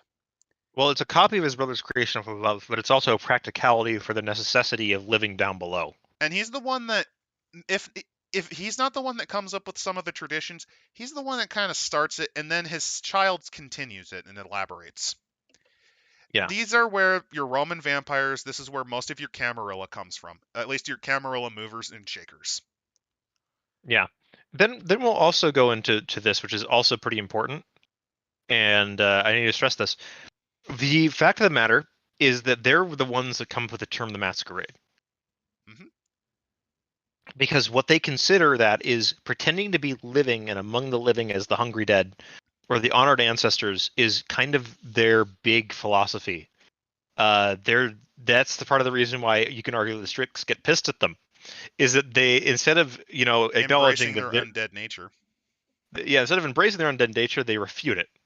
Basically, yeah, you don't let the beast run through, and that actually leads to one of the theories: is that a vampire, that all these, the Julii strain of vampires, are the failed attempt of a Strix possessing a body. Or actually, all vampires to some extent might be that. Like where the Strix essentially, yeah. There's a theory on that. It's not necessarily canon. Again, it's toolkit. But one of the things about the Julii, in particular, is that they're obsessed with the line, their family name, because they believe themselves to be from the same lineage as Julius Caesar and the Julii clan as a whole. To the point where, in life and death, Julius and his nephew Octavian forever stand above them. Yes. They are stuck underneath their shadow, and they admire and loathe that. Yeah. Now, much like how Julius is angry at Alexander being a better conqueror than him. Yeah. Now, the thing about this too is that let's take a look at their disciplines, right? This is basically identical to Ventru. However, their weakness is slightly different. Yep, and if you're wondering, they're most common in the wings of the Camarilla, particularly the Cenex.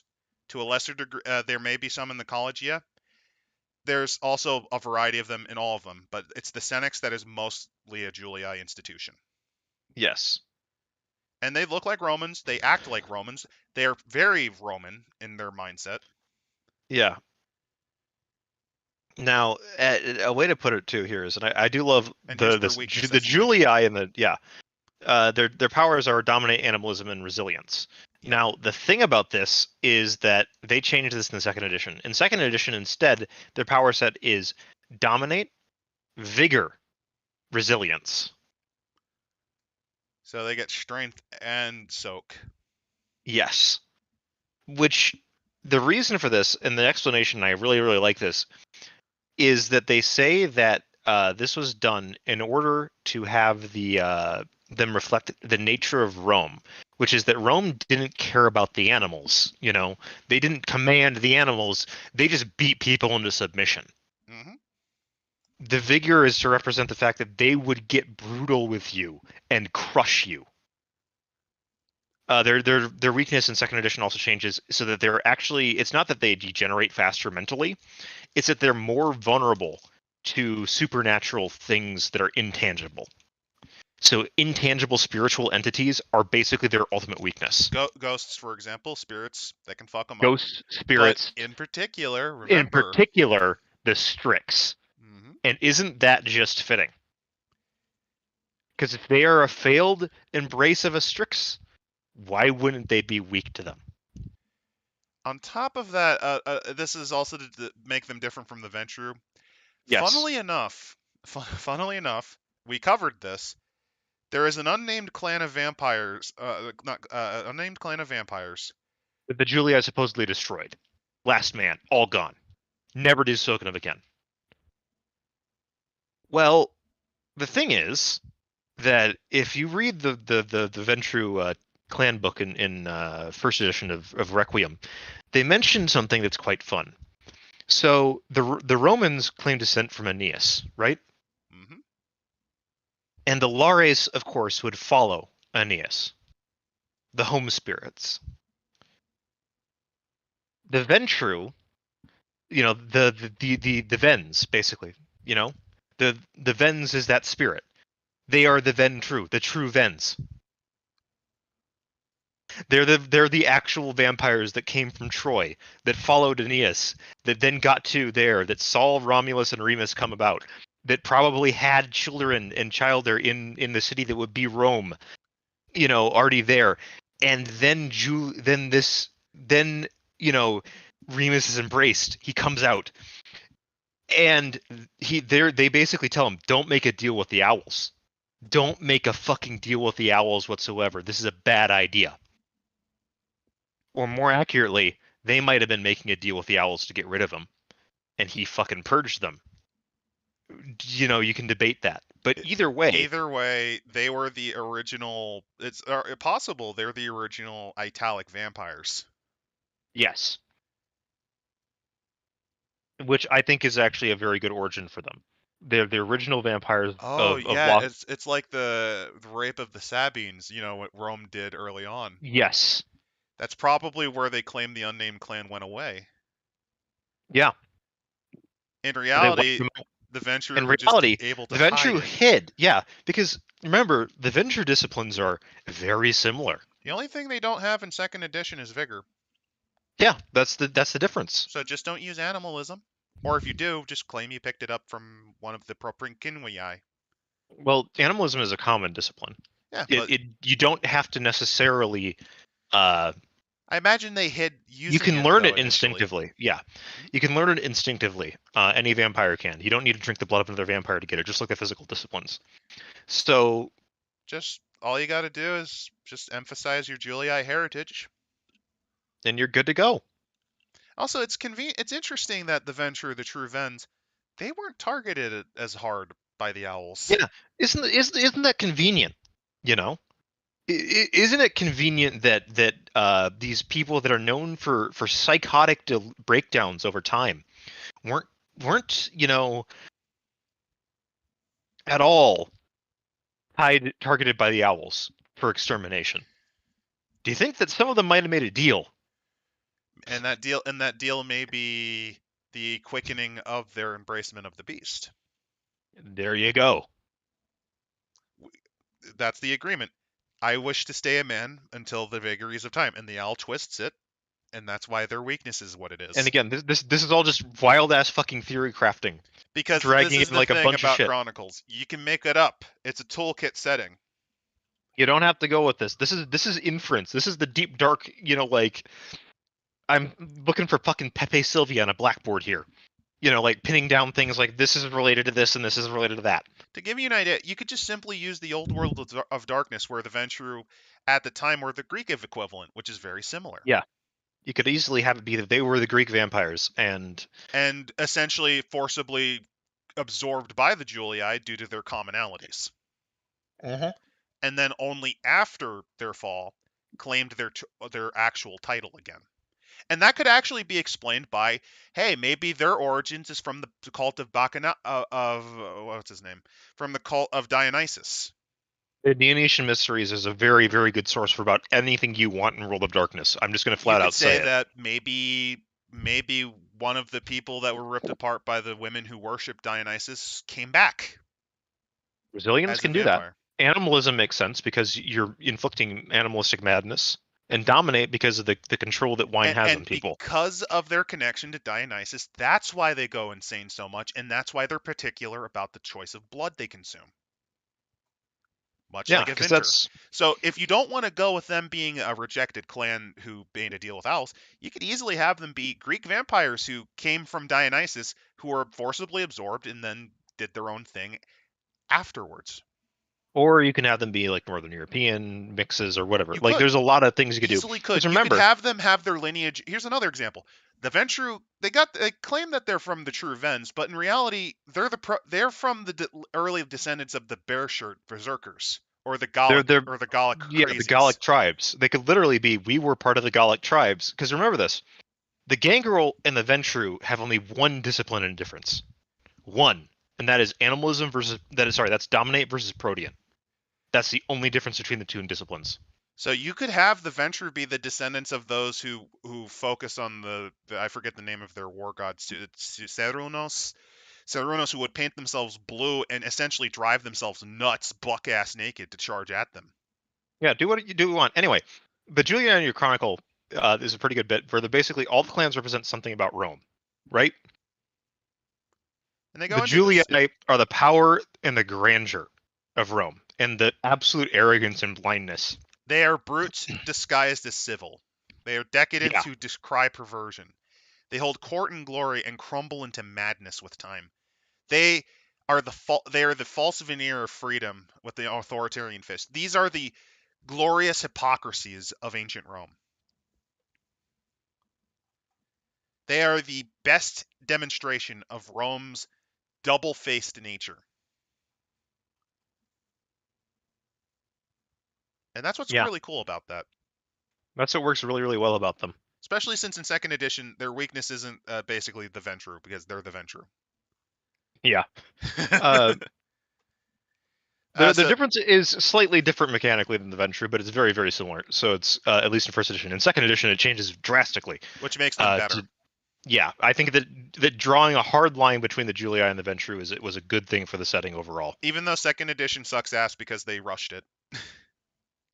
The later books do. Core book. Yeah, they rushed the core book, but they needed to get something out as soon as possible after Demon in the core line, and Vampire being Vampire had to be the first. Now I'll put my Pepe Sylvia crazy hat and say that the other reason besides White Wolf wanting to ensure that Onyx Path can't outright them, that's why they're not trying to continue their line, or they're trying to censor it, is also just they fuck up their management so badly that's probably why. Yeah.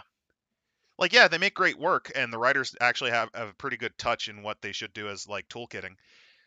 But their later works were sloppy because they kept rushing and rewriting. Anyway, the Deva. Yeah. These are your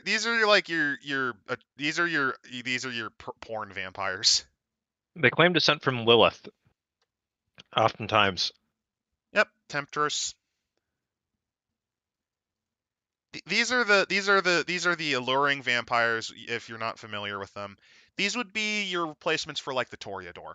No, the Bruja actually. Their power set is identical. Bruja, yeah, okay. Their power set is identical to the Bruja. They have celerity. They have what was once potence, which is vigor, and they have majesty, which was once majesty. Presence. The same. Presence, yeah. So it's the same power set as the Bruja. But they're written differently. Yes. Rather than Carthage, we used to be relevant. We remember Carthage. We rage and go crazy and berserk, and we were so emotional. Smart, but now we shave our heads and punch Nazis and burn child pizza. and Sorry, I burn had to. Cosmo Pizza to the ground because there's children in there, even though there aren't, because people are fucking Either crazy. we burn down Cosmo's Pizza because it's behind a horrible trafficking conspiracy, or That doesn't actually exist. or alternatively, we burn down like the My Pillow factory because they're working for a neo-Nazi organization. That dude is fucking nuts. He Like, is just nuts. My Pillow Man is insane. But I'm just pointing out that like that's the thing with Bruja. They're nuts on any political spectrum. You will find a Bruja screaming in support of it. yeah. So Thankfully, the that's what covenants do. You don't have to be the like your clan doesn't determine exactly how you act. You don't have to like if you're a deva, you don't have to be the skinhead biker or the bitter academic. or whatever else, yeah. You can, but Deva flex around a lot because you can run a Deva as a pure physical character, and it's a very valid way to play a Deva. Because remember, they're the only clan that has 2 starting physical disciplines. Yep. Aside from the Julii. Funny idea. MAGA Bruja versus Antifa Bruja. That's just every Bruja clan meeting ever. That is legitimately every Bruja clan meeting ever. They just get together and they shout at each other. That's literally what Bruja meetings are. Oh, And then the old guys get up and they the shout about Ancat- Carthage for about 5 hours. And the ANCAP Bruja basically pulls out his gun, screams something about the NAP, and shoots both of them. It doesn't matter ki- because they're It fucking doesn't kill vampires. them, yeah.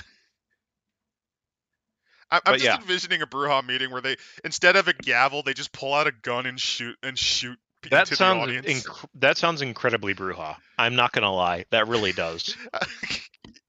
It sounds like you're gonna use that as a Shut way. up, I have the talking stick. Bang, bang, bang, bang, bang.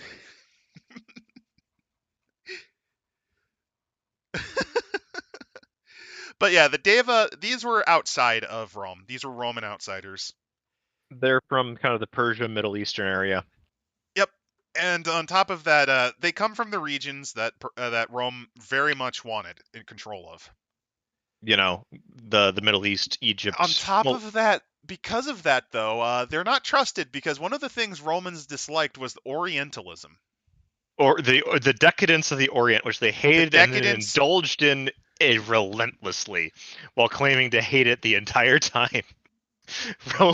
Rome's a pretty fucking hypocritical empire. I mean, there's a reason why they made it. There's a reason why they made a priest of a Syrian sun god emperor for 4 years. Yeah, they hated him, but they let him stay up there for longer than quite a few emperors. Yeah, there's a lot of other kind of things with that where it's like, you know, they claim to hate this and then they just keep doing it. Oh, you don't know about My Pillow Man? He's a nut job that actually actively was like, look, Orange Man, if you want to overthrow the government, don't worry, I have a team of agents that will help you to do it. Not even fucking with you. He also cucked me out of my range day. Oh yeah, there was the time where he decided in a fit of ego to hire all the gun ranges in Tech's local tiny podunk town. Okay, so he was holding his. There's one good indoor gun range in town that allows you to bring long guns. And I was gonna go in and sight in a rifle, you know, just put it out 25 yards, adjust, do math, you know, basic. And this, I'd take, you know, I'd finally got my time off, and I go out there, and there's a bunch of crazy people with, you know, stop the steal signs and shit.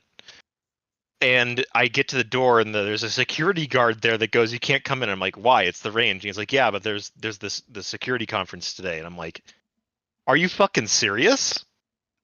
And it was and just like, the yeah. My Pillow Man screaming about how It's he's going to overthrow the government. Yeah, basically was on stage for nearly 24 hours. I swear the man was on cocaine again. He acted basically, you know, how the Bang Energy Drink CEO is kind of crazy. He was doing full Pepe Sylvia, like this is how the evil child human trafficking. The Chinese stole the election. The communist Chinese child stealing pederasts in Hollywood. This is how they stole the government, and we're gonna use our guns and the 3% to stop it. And we have evidence which isn't actually evidence and doesn't instead of prove tinfoil anything. hat though, instead of tinfoil hat, the My Pillow guy's just wearing the urethane foam around his head. The thing is, he then also claimed to have gotten assaulted by Antifa, which is the.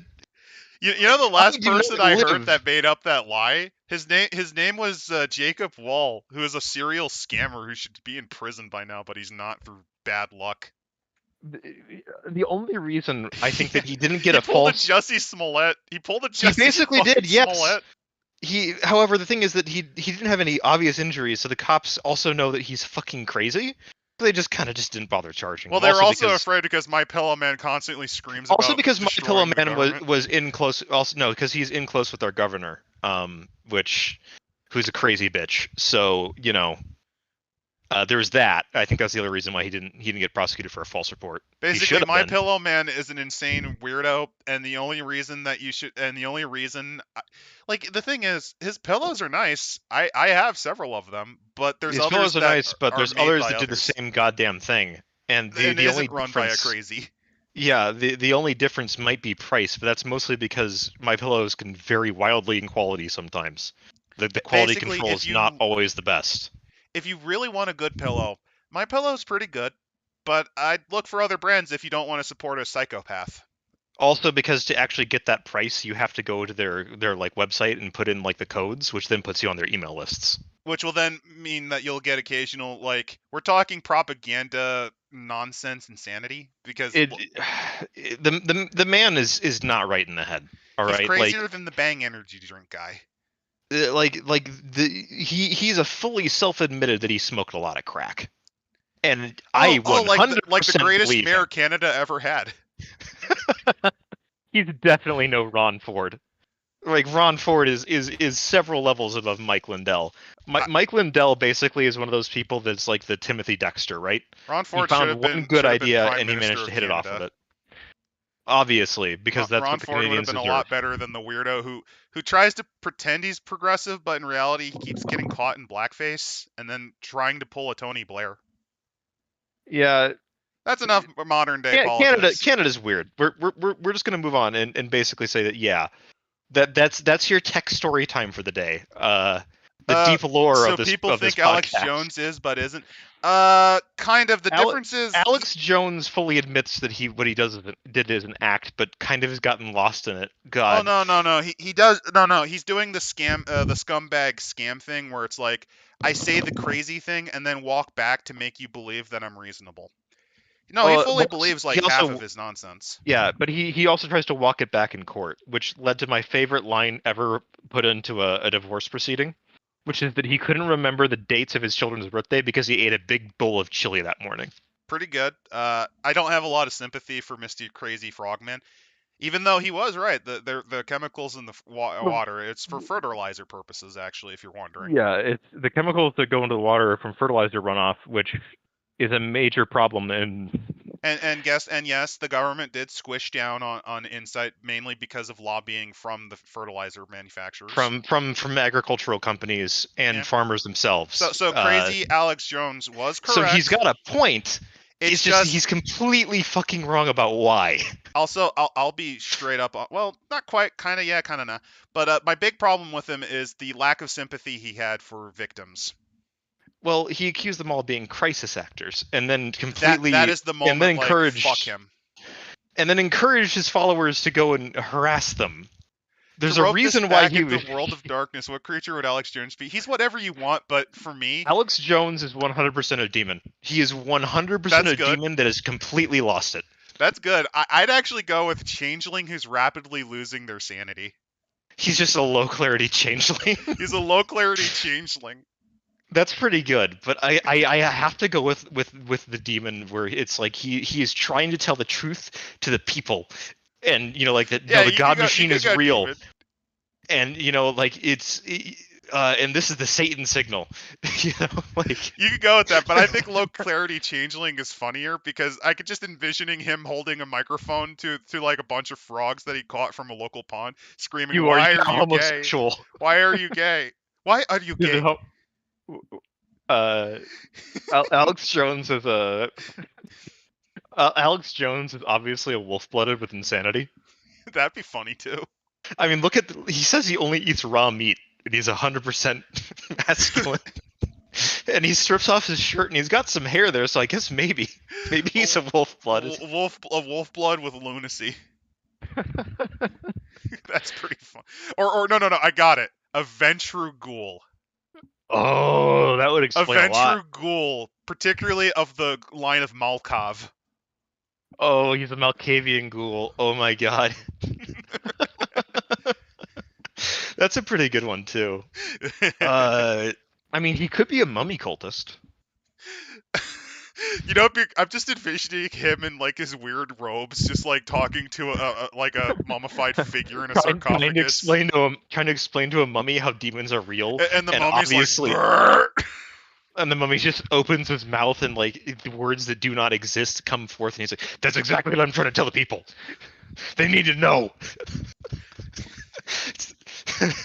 Government. or maybe he's a he's not a mage, but he like knows about the mages.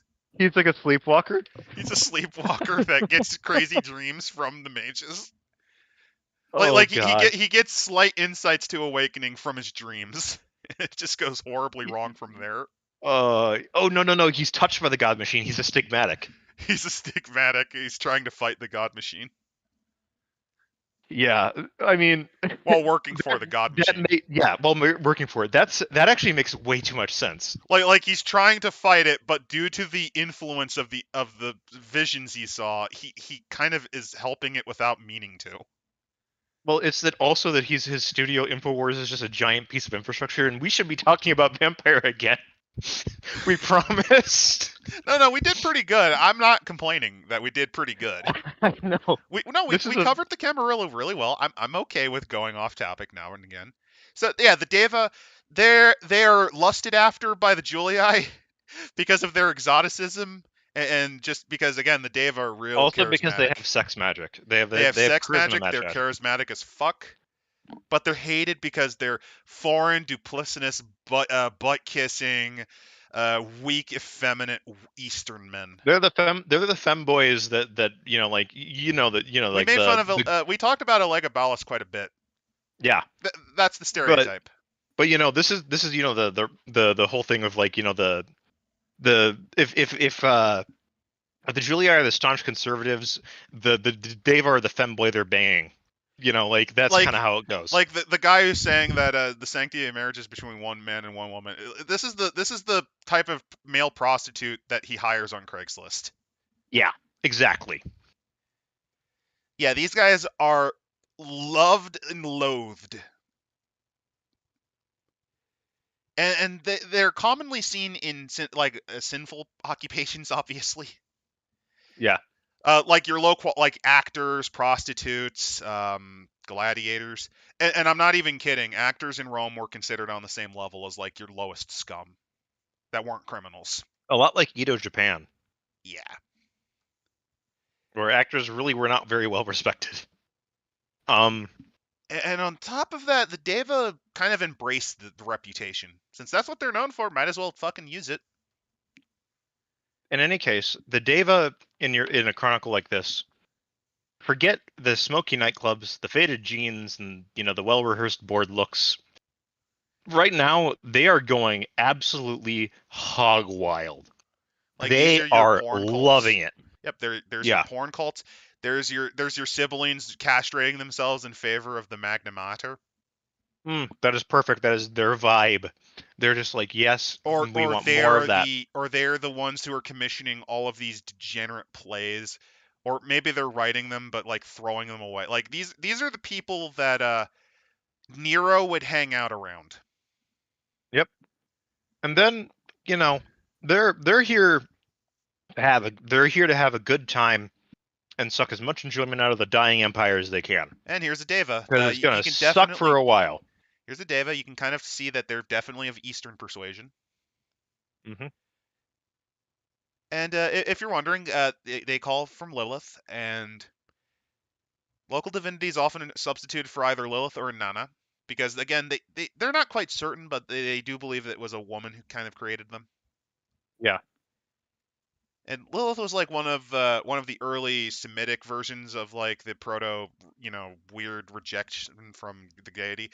Another common one is I think there's like a proto vampire that's native to Babylon and Sumer. Sort of like that, yeah. There was a proto vampire from there, possibly. They might also compare themselves occasionally to Ereshkigal, the original ruler of the underworld that was overthrown by Nergal. Yeah. In any case, basically, when we go through the Roman Deva, and you got this guy holding an amphora. And also, if you're wondering, the main cults that they usually like to sneak into, Isis, Astarte, or Venus, they're very much in tune with the fertility cults, Goddesses especially is goddesses their big thing. particularly. And surprisingly enough, though, a decent amount of them have been joining the Lancia at Sanctum. Like, after all, they're here for a good time. What's a better time than, being able to seduce a husband of 10 and prove that he's a complete sinner and enjoy it and not hate yourself afterwards? Yeah. Because remember, you're trying to make them better by either scaring the shit out of them or outing their sins in public. Yeah. So Go yeah, ahead it's and very go ahead popular. and go turbo slut. Like fuck it. It's the final nights. And they They go into have details about the Roman Deva mythologies. Yes. They go into the background that they might have. They go into their how they move around, how they do this. Again, the Deva in your chronicle, I think, is the best description, where they are celebrating the death of Rome. Yeah, they're kind of applauding it because It's been a good show. It's a good show, but also on top of that, remember, they are perfectly aware of the Julii's hypocrisies. Yes. So they find it real satisfying that these assholes who claim to be their superior are just eating shit. They're eating On so much shit, especially since they're just as coon-brained as they are. They Yeah. just hate that part about themselves. Yes. The other thing to note is the Deva are every single vice of Rome wrapped up into one, and that's how you should portray them if you're running the setting. Like They again, are these the are your decadence. they are your They are brothels. They're your siblings screaming Magna Mater as they use their they're your blood. bloody, violent gladiatorial games. They're the greed that drove Crassus to try to take Parthia. These They're would be like your the fireman gluttony salesmen. of yeah. They're like the gluttony of what was his name, Epicurus. Epicurus. There's a couple of them. They're the sloth of like probably every emperor after Constantine, really. So Rome was right about actors. You could argue that. I actually have in later years, as time has gone on, I actually despised the directors and producers far more than I do actors Producers now. are much worse than actors and directors, like by far. Producers are the worst part of the Directors industry. can be assholes, but yeah, it's usually production that's the problem. Like, oh god, I can I get want to into know, side topics on Wild this. Wild West only has a giant mechanical spider in it because of one weird producer who tried to put that in every movie he funded. Including Superman. He was originally going to have Nicolas Cage as Superman. Yeah, I would watch that movie. Would you watch And that he movie? also refused to show him flying. Because in his own words, remember in the Fleischman cartoons, he couldn't fly, he just jumped. So Nicolas Cage would actually have to jump everywhere. So they'd show him jump up and then cut to him jumping down. That's funny. Because he didn't want him to fly because A, it would be too much like the Donner Supermans, and B, Yeah. it's not like the Fleischman cartoons. And C, he would have fought a giant spider probably controlled by Brainiac. Okay, admittedly, that scene with Nicolas Cage punching a giant spider, that's controlled by Brainiac. That would be an amazing CGI mess of a scene, and I would love it. But yeah, like, good thing that never happened. It's similar to how Kathleen Kennedy, as a producer, kind of needs to have two things happen. Self-insert herself with a dark-haired British accented woman who can't act. I don't know why she likes that. And tentacles. Always the tentacles. Anyway, she's more into tentacles than Japanese schoolgirls. Yeah, it's creepy. Yeah. So yeah, the courtesans, the Deva, they're just loving the collapse of Rome. They're loving it. Everything about this. How do you make it that you are never satisfied with this going on? Because you need that next fucking hit. That's how Rome like, is right now. This is an eternal clown car on fire, and you're like, how can I make this catastrophe worse? And they don't care because they've lived through a collapse of a civilization before as a bloodline. Yeah, they survived the collapse of quite a few Middle Eastern states. Yeah, they're like, fuck it, we're here to party. We've seen none of us are alive to remember the Akkadians, but our sires taught us about that. Our sires probably were. Our sires might have actually been and saw that, Yeah, and like some of our oldest, we got to see the collapse of the Medians and the Persians and the Macedonians and then the fucking Sassanid. We've seen all of that shit. It's an eternal cavalcade of fuck. And In you're any case, crying about your little city eating shit. Aw, boo-hoo. You know how many times one of our Canaanite cities got burned down by their rivals for the money? yeah. Fuck off. Fuck off, Now, keep crying, and make us feel good by watching your pain. yeah. That's the deva in a nutshell. Get the whip and the chains out. They're Get good, going scrub. to, yeah. Gangrel though, I love the tagline. I'm already dead. I have nothing left to fear. Yep. That is fucking perfect. They're dead, but they still have all the rage of what they were alive as. Despite all my rage, I'm still just a vamp in a cage. Now, the thing is, gangrels, where exactly they come from is a little bit vague. Who Were they knows? were they wild Gallic vampires, like maybe the Ventrue could have been, or were they Wanderers? wanderers like from Proto-Germanic peoples that moved here? Were they from elsewhere? Were they the original Indo-Europeans who tamed the horse and never formed civilizations, unlike the Hittites? Are they related to the Ventrue? Are they not? Who fucking knows? All you All know is anyone that knows. they came from peoples that the Romans conquered, particularly in the West. They could be German, they could be Norse, they could be Brighton, they could be Gallic, they could even All be we know. Hispanic. All we know is that they were in the barbarian lands that Rome conquered to the north. Which is unfair because a lot of barbarian peoples were more civilized than what the Romans gave credit to. The Celts in Yes. particular. The Celts were actually shockingly developed socially. What's also interesting is that the Gangrel, as always, are very adaptable and have matched to Rome like basically no other clan but the Julii. Yeah, and actually, as a result, the Gangrel, out of all of the major a lot of them would join the Legion, the Undead Legion. Mm-hmm. Similar to much like how the Barbarians would join the Federati. Yeah. Yeah, Because they why got wouldn't along they? well. Protean's great for that. So's resilience. Yeah, basically the Gangrels kind of, at first they fought, but then they realized it's a good deal. Pretty good deal. And on top of that, the Gangrels have something coming to an advantage. See, the Julii are tottering at this point. The Camarilla is in flux because Rome is collapsing. And here's the thing: the Gangrel can just say "fuck you," burn your house down, and leave because they've got Protean. Yeah, they've lived that. And here's another thing. See, the Gangrel, out of all of the out of all of the, I think they're called Properquinui. Yeah, all Or the no, kindred. they're the ones that the Julii gave probably the most rights to, since they were some of the earliest they conquered. There, quite a few of them actually were Roman citizens that became Gangrel by this point. A lot of them are at this point. Gangrel So just kind of moved in because it's just like that's what they do. yeah, they moved in, and on top of that, they've been in the system much longer than the others have, except I don't know, longer than any others except maybe the Nosferatu.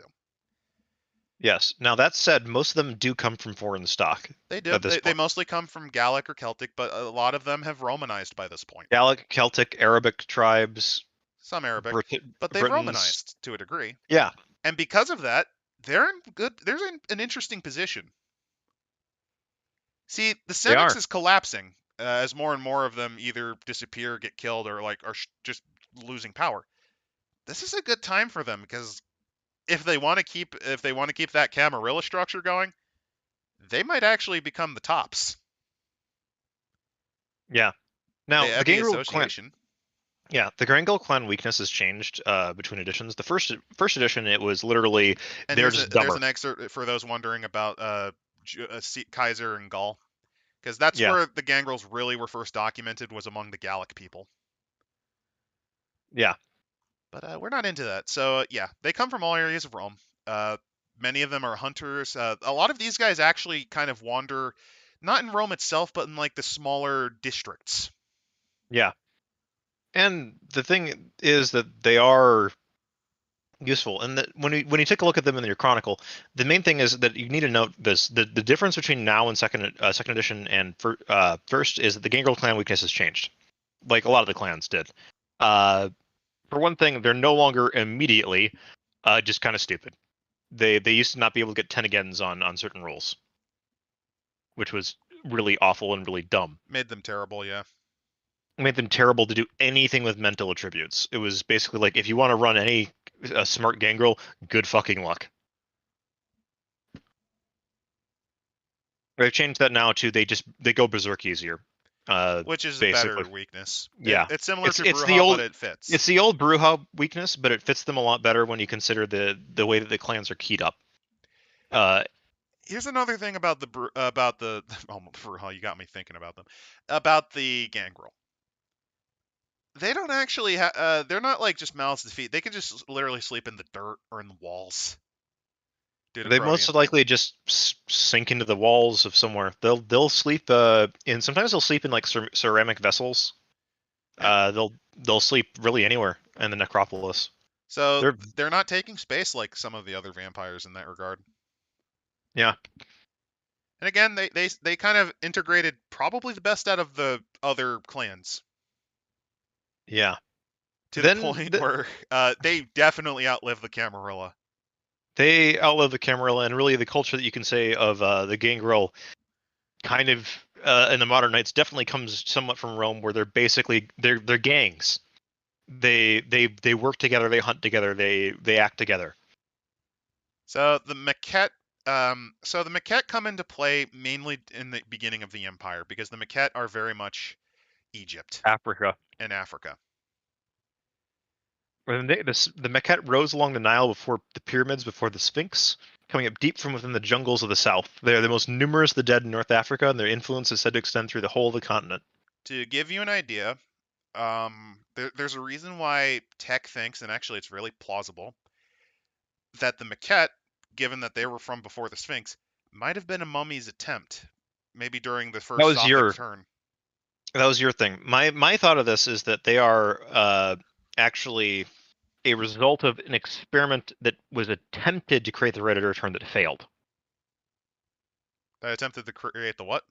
That was an attempt to create the right of the return that failed. Possible. Because they were basically mummies are trying to be created, right? And they come up with the idea if they're there. Now the problem with having the Maquette as your immortal servants is they can't go outside at night in the day. Like, you know, they're useless. They're stronger and they're fast. They're failed. Yeah, they're a failure. That's one of my theories on that. Because it matches their own statements of that they came from somewhere south of Egypt, which is around where the Nameless Empire is supposed to be. You could also, again, I like my deviant shit post where it's like, this is what the priesthood tried to create a closer connection to their god. Oh, actually, here's a cursed idea. Instead of it being Amun-Re or like, and it's the result of a cult of Hapi going horribly wrong. Very possible. If you're wondering, Hapi is the personification of the Nile. Like, they wanted to get closer to the rites of Hapi, or possibly Amun-Re, since he is known as the hidden one, and one of his purviews was secrets. In any case, when they talk about this, is that they call themselves seers for very obvious reasons because they've got aspects. Yep. And they've come to Rome many times over the centuries. There's been two big migration waves of them to Rome, though. The first was during the initial conquest of Egypt by Rome. The second one was was relatively recently, where they came along with a lot of Christian cults. So the first result is the product of, well, the Ptolemies finally collapsing. They were the last of the Diadochi to stand. The second most likely has to do with climactic change, since that was beginning to happen again during that time. Yeah. If you're wondering, Egypt and North Africa tend to fluctuate between wetter periods and drier periods over the course of every few hundred years. So if things got drier, or in this case, things were getting shittier, yeah, of course they'd move. But in this case, it's almost certainly linked to sanctum. Yeah. The other bits with that is that most of the time they're going to look Egyptian. Yeah. They're either going to look Egyptian or Greek, depending on how young or old they are. I will admit the Maquette vampire they picked looks like Looks like the type of person who would be on a swingers website for like some interesting My husband cosplay. is what was that like old like really shitty like banging milf sad like what was it?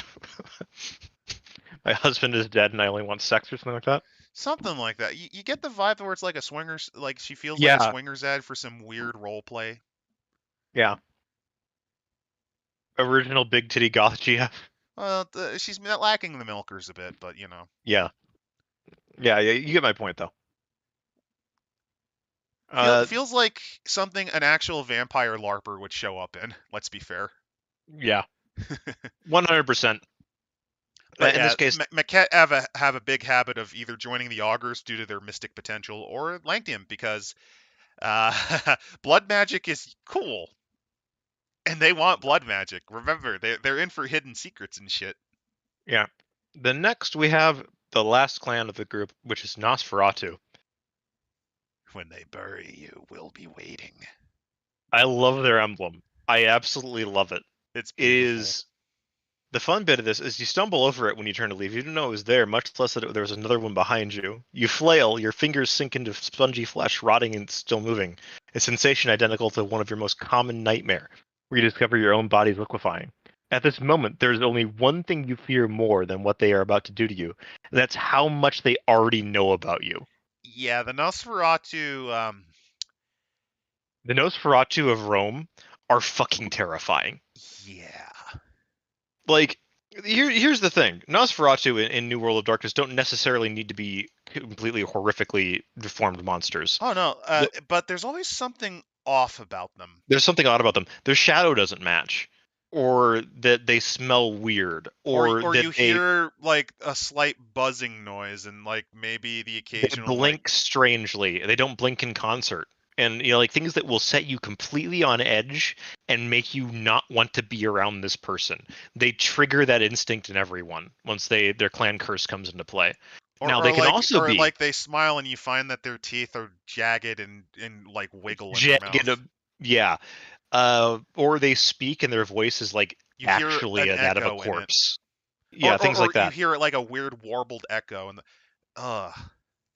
It doesn't necessarily have to be always that they are, or you talk to them and all of a sudden you hear a cracking noise as their head turns towards you like and then 180 degrees. Yeah, like the thing with Nosferatu, and if you're or gonna you see play them one, walk and they shamble like a weird like a puppet that's held together by strings. yeah, the fun thing with Nosferatu in New World is to have someone who looks completely normal, or and then just something is completely horrific about them, or really play up that weirdness. One of my favorite things they had in the Nosferatu clan book was a Nosferatu that instead of having your typical Nosferatu disfigurement of like he just looks really ugly and his ears are pointed and his teeth are, he's a completely normal looking person, except his skin has all fallen off. So he has to wear bandages everywhere that are leaking pus because, his skin isn't there anymore. Oh, I have a creepy one. He looks normal until you like you know those inner eye motions, the saccades. Yeah, You see a massive wriggling worms oozing out of what looks like a corpse that's been dead for hundreds of years.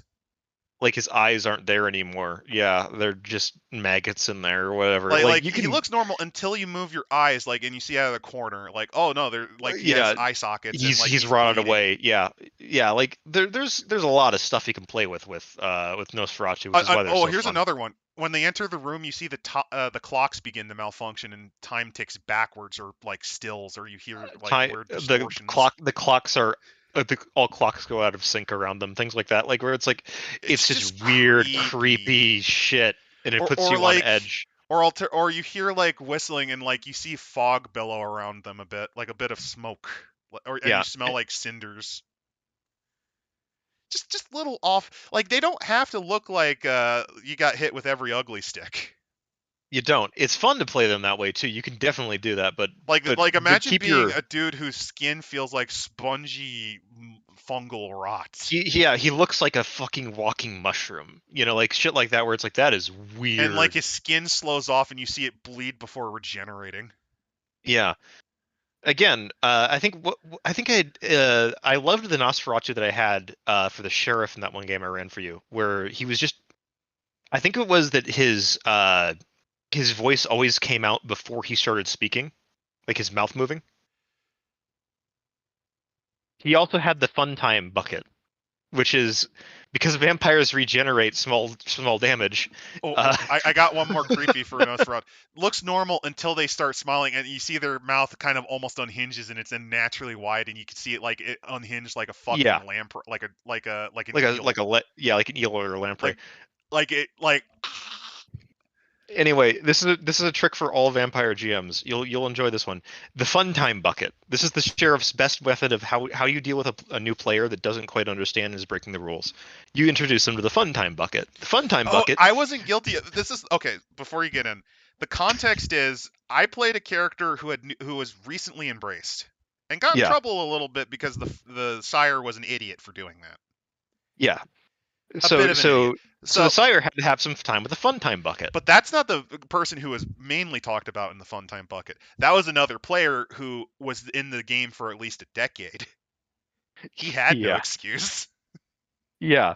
So him and my sire were given the fun time bucket, which let you explain now. Okay, so the fun time bucket is where the Nosferatu gets a nice, like he gets a bucket and he gets a cigar cutter and some shears and all that. And he's got a couple nights with you, and he just keeps cutting off all of your extremities one by one into the fun time bucket. And he's just doing nightmare to it the entire time as it's popping away. That's the fun time bucket. He might make you eat it at the end. Depends on how bad you fuck up. I think my sire had to eat it, but since it was the player's first time fucking up, he was able to get away from eating his own fingers. Yeah, like that's the fun time bucket. It's vampire, like because you're an immortal being that regenerates parts of yourself. This is the sort of shit that you'd come up with because it's incredibly painful, not the long-lasting damage, and it's humiliating as hell. You will remember the fun time bucket. I'm just now envisioning, here's an interesting idea for a Nosferatu, right? They Yeah, look normal until the moment they use vigor.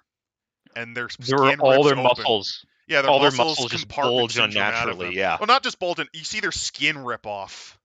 yeah, And this happens whenever they use a discipline. that's pretty cool too. Yeah, Like with Auspex, their eyes like rot, like fall out of their head, and you just see like hellish glow from their eyes, yep, like burning fire, like it singes out. Or you see celerity, you hear their bones breaking and reforming as they're moving unnaturally fast. And there's like no sign of like clean motion. It's insect like. They're normal until they use the discipline, and if they don't have the discipline, you like it's just that creepy like you smell death when they're near. Like you smell like a slaughterhouse. yeah. Anyway, back to the I Roman love Nosferatu. Nosferatu. If you can't tell, they're They're one of my really favorite. really fun. Yeah. Uh, the So thing about them yeah, is that they're weird even by vampire standards. In this era, they are like there's a bunch of people who really even question if they're even vampire. yeah. Because here's Like the thing: they don't act quite normally by they don't. vampire standards. The fun bit of this is that Julius Senex feared the Nosferatu that he took them close to them and welcomed them to his necropolis. He invited the Nosferatu to join the Propaguini, and they And here's rise something there. Here's the creepy. thing: they're from everywhere. Not only that, but here's a really creepy thing. They were there when Julius was the first. Yeah, supposedly the first vampires, that are in Rome and whatever else, that are supposedly digging the necropolis.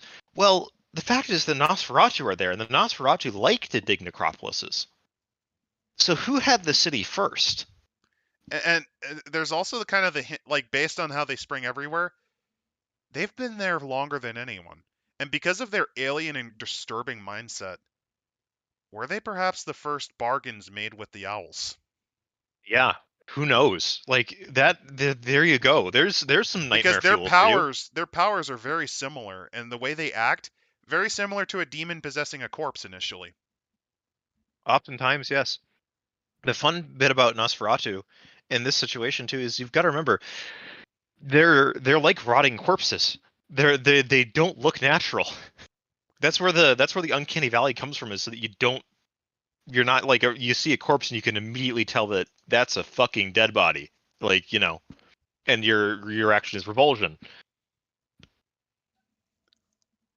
The next bit with that is that because he's there and because he's saying that he's keeping them, they're the worms. That's their name. They're not called Nosferatu. They're called worms. And they're not. I had a brain thought. Yeah. Here's my idea. Nosferatu are what happens when a sin eater is not formed correctly. Oh no. They're like ghost possession body corpses things. Yeah, It's that what could be. happens when the spirit of the dead intermixes with the body and it doesn't form the perfect balance. So it's like a failed revenant. Yeah. That's interesting. Now And that would explain why they pop up everywhere. the thing too with that is that the Nosferatu are everywhere in Rome. No one they are often invisible. They will hear everything. They know everything. They don't speak of what they know to others, but they know what you've been up to. They know what you've been doing. On And top of whenever that, they're here's the thing. Julius himself, he knew how scary that ability is. He tried to watch them. His successors, though, they realized he failed, or that yeah, his arrogance made it so that, no, it's the other way around. they're also the boogeyman. They're the threat that is often given to to new vampires for here's why you maintain the masquerade. Otherwise, I'll let the worms eat you. Oh, and that's another thing. Yeah? There's entire sections of the necropolis I bet you can't go to. If you're not a Nosferatu, you probably can't go to them. Well, I mean, They've if either you concealed do, them you won't come back. or you won't come back. The fact of the matter is that they control the necropolis more than anyone else. They built it. Uh, They know it better than you. The only people who can actually fuck with them actively are the Gangrel, and that's just because they can just pop in the clay and tell them to fuck off. if they get embraced, and here's the other thing is that the rules about maybe not embracing the Nosferatu don't care too much. They'll embrace if they feel like it. And if there's Which, a if there's a new Nosferatu, that's just simply merely another brother worm. They don't have an individual identity to the rest of the kindred. Among themselves, almost certainly they do, but to others, they are merely the worms. When Julius Senex invited them to the underworld, there were only five. Five who were already there before him. Five who did not protest when he called himself first or when he laid claim to the tribes. Despite the power of terror, they always acquiesced to his will. When he set them to dig tunnels for watch his progeny, they obeyed. Sometimes, though, a kindred would see a Nosferatu who they did not recognize. And when asked the creature's name, one of its brethren would simply answer, "This is my brother Worm. He crawled from the earth to serve the cenex." yeah? Here's another creepy thing. Yeah, the necropolis is deeper than you think. Oh boy. Yeah, your familiarity, if you're not a Nosferatu, the first few levels are yours. They were built for the Cenex. But brother worms have their own parts of it, and they didn't stop digging. Who knows what they dug up? Who knows what's down there? Waiting. And the fact of the matter is that when the great fires of Rome come, the Nosferatu are there in the caverns and they're waiting. And people go missing. Quite a few. A lot of vampires go missing during these fires. Not just vampires, people. People too. Ever consider who might have started the fires? Convinced some poor soul through fear to kick over that lantern and are waiting down below for when the vampires run down. Here's another creepy thing about the Nosferatu. So, other vampires traditionally believe that when you die the first time, you get a lease on your second self. Like, you're the same guy. Not with Nosferatu. No, they basically prefer to act among themselves. And on top of that, to them, their new identity. Nothing A connected brother or to their sister path. worm. They'll take names if they have to, but otherwise they're a commune. And here's the things: the Nosferatu, they don't care what is happening to Rome at all. They'll be there. They'll always be there down in the dark. On top of that, here's another thing about the Nos. Because of their isolation, they have fingers in all organs of the Camarilla. They do. Even in the cenex, even though there's There not are many. there are elders, the elder worms, who sit on the senex. Like one of them might have met the old man himself. He might be the one that the Julia I go to and ask, do you remember the words of the brother, of the senex? And he would be like, I remember the words of the senex, and I he was there. recites them. He recites them every time perfectly. And so they all turn to him and they go, We are so what are the words of the senex? Yeah, and he says it precisely, and then he maybe jokingly refers to him maybe being one of the 5 worms that built the necropolis. Almost certainly. Here's another thing: they're also becoming major forces in the Lancia sanctum, not because of any newfound faith. No, no, no, no, no. That's not how they work. That's not how the worms work. No, they're looking at this like this is incredibly, incredibly useful. But they're well, to a degree. But there's also actually, yeah, that's the one of them. But here's another thing. As it goes on, they find they're surprisingly treated kind of nicely by the Lancia, They are oftentimes treated better by the Lancia than many which other that's groups. something they're not used to. Well, it's also that the interesting thing is that the fact that the Lancia is here has made the some of the elders of the other clans go and like, oh, there's that many Nosferatu here. Oh, oh Jesus, how many of them are there? And here's another fun thing about the Nosferatu.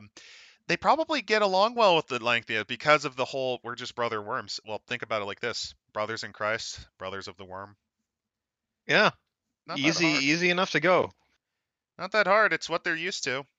It's probably quite They're complementary to their beliefs. And on top of that, they get that nice blood magic, yeah.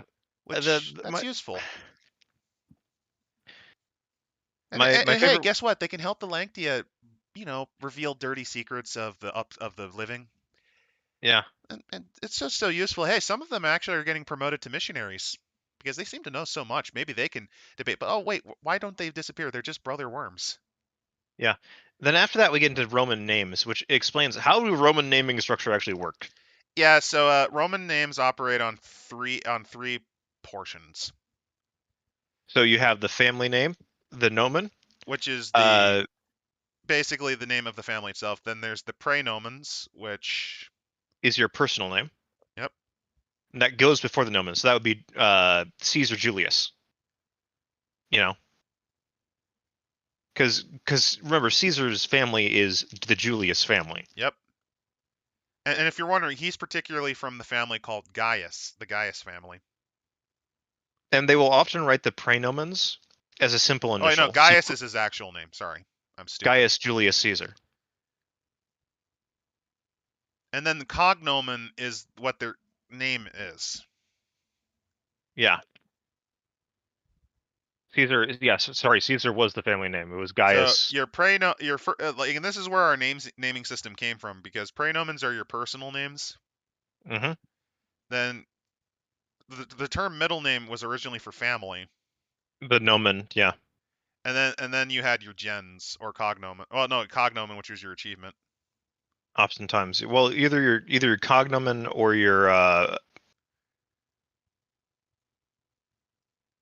Yeah, for some reason I thought of gens, but that's not right. actually, is it Gaius Julius Caesar or is it Julius Caesar? Gaius Julius Caesar. Gaius was his personal name. Praenomen. Because I could have sworn that Gaius was Octavian's. I could be No, wrong. Yeah. Let me let no, me just it is Gaius Julius Caesar. My bad on that one. yeah. He was named after his uncle Gaius Marius. I was right. I think Octavian was oh God, what was his? His name was also Gaius. Yeah, Gaius Julius Caesar Octavianus. because Because he. of course. Well, the thing is, cognomens can be. There's multiple. Yeah. You can actually get a few. Yeah. Because remember, he changed his name to Caesar Augustus later on in his life. So like like how Vikings usually would come up with kind of nicknames like, oh yeah, that's Tiny Jeff, and Tiny Jeff is like a 7 foot tall motherfucker.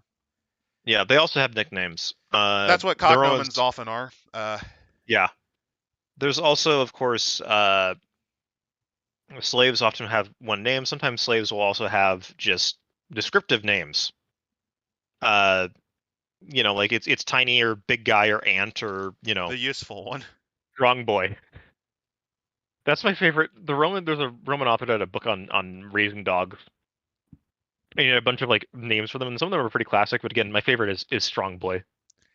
As Like for Christian converts, the traditionally, and this is why a thing that still happens to this day, although not as often, they instead pick baptismal names which are traditionally names from the Bible, they're traditionally biblical. Greekified.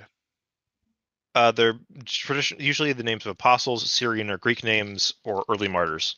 Yep. So that's where you get terms like Abraham, Jacob. That's why John's so fucking popular. Yeah.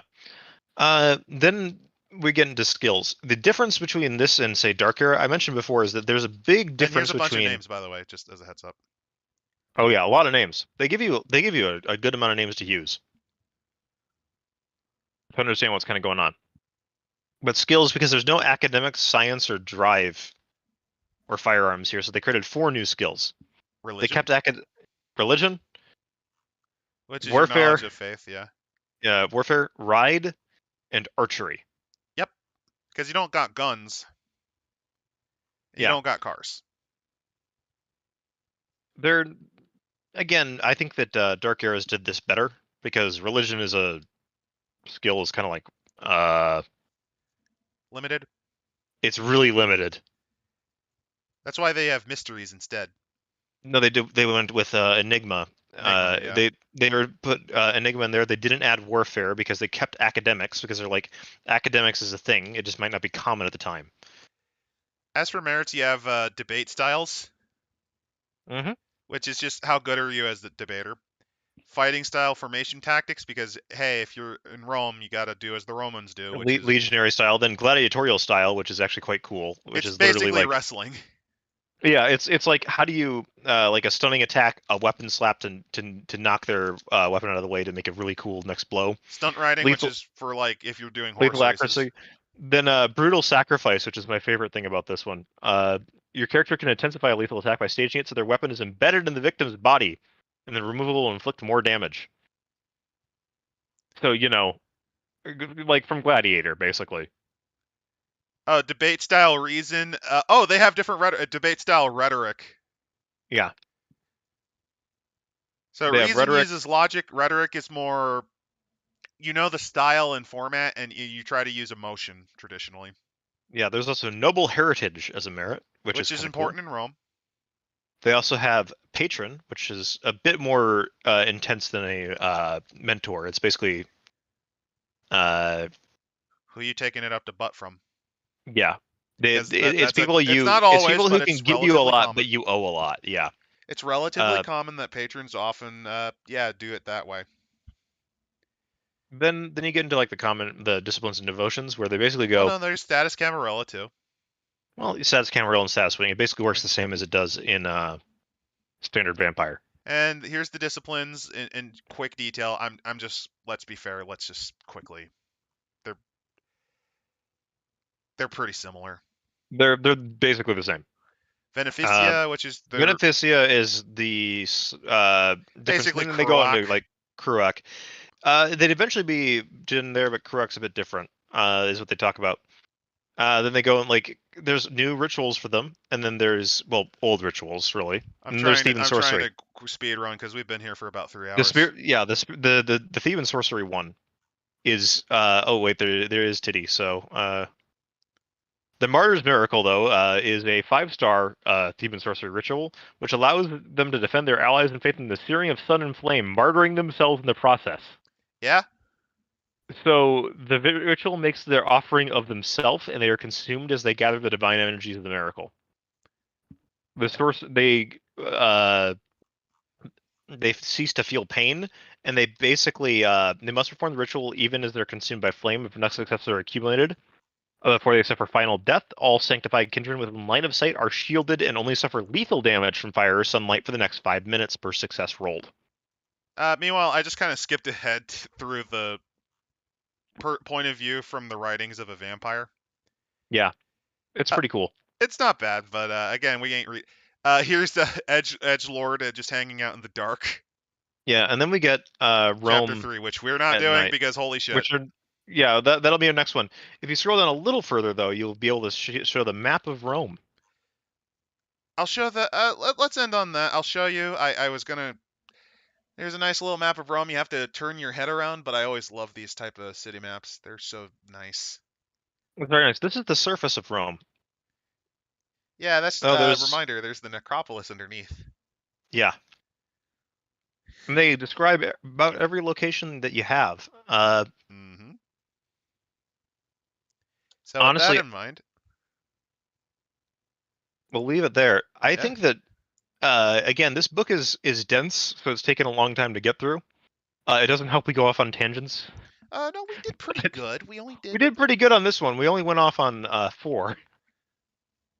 No. I think the tangents were kind of useful for the previous two, just because we have a lot more random, dumb, nonsense knowledge about the Romans. Yeah, this one though, I still don't know why we went on to tangent about My Pillow guy. I think it was from the chat. I think because we were talking about Maga Bro versus Antifa one, or, Yeah, or or like I was making fun of the My Pillow guy, and then we just got into it. It don't matter. yeah. You got some deep tech lore out of this. Again, sorry for those of you who tuned in and dealt with some of the weird skipping that happened earlier. My internet just, for some reason, threw a baby tantrum. It occasionally does that for about a half hour. Part of it is just due to the location of the router, but another part of it is just due to signal strength, and there was a lot of weather changing, so that might have been what did it. Either way, yeah, this was a fun little ride. We covered vampires in honesty, like we weren't lying. We covered them pretty strongly, especially the structure of the Camarilla. And the Link to Sanctum, which is actually easily my favorite part of this book. Then Yeah, again, they've always been kind of my favorite covenant. Up there with, to a degree, the Carthians, because the Carthians are so varied in what you can do with them. yeah. They're probably my very close second favorite. And you get a nice little taste of like what the Juliais were. A lot of weird conspiracy posting. And the knowledge that Alex Jones is a stigmatic trying to fight the God Machine while accidentally helping it win. Well, reinforcing the infrastructure that is InfoWars, yes. But yeah, all in all, pretty good little run. Next week will actually be an autistic analysis, which will be on a Saturday, actually, because the diopsid shows up on Saturdays. And it will be the Book of Exalted Deeds. And with that in mind, feel free to like and subscribe if you like. And you can also hang out on our Discord. I always put a link in the YouTube description thingy. And it should be a permanent link, so you should, if you're a new person, you can be able to show up there. Biggs really likes having friends on there. And you can talk about weird current event stuff, or how X Tabletop got bad when new writers took it over, or how you really like I hate current Rifts, thing. how you hate current thing, or how you really like Rifts, and why don't people play Rifts. People don't play Rifts because Rifts is a fucking mess. And with that in mind, have a great night, everyone. And hey, guess what, Tech? We actually managed to get it under 3 hours. I think that's We quite did. impressive. This is a miracle for a Rome thing. For Requiem of Rome, it's a miracle. So with that,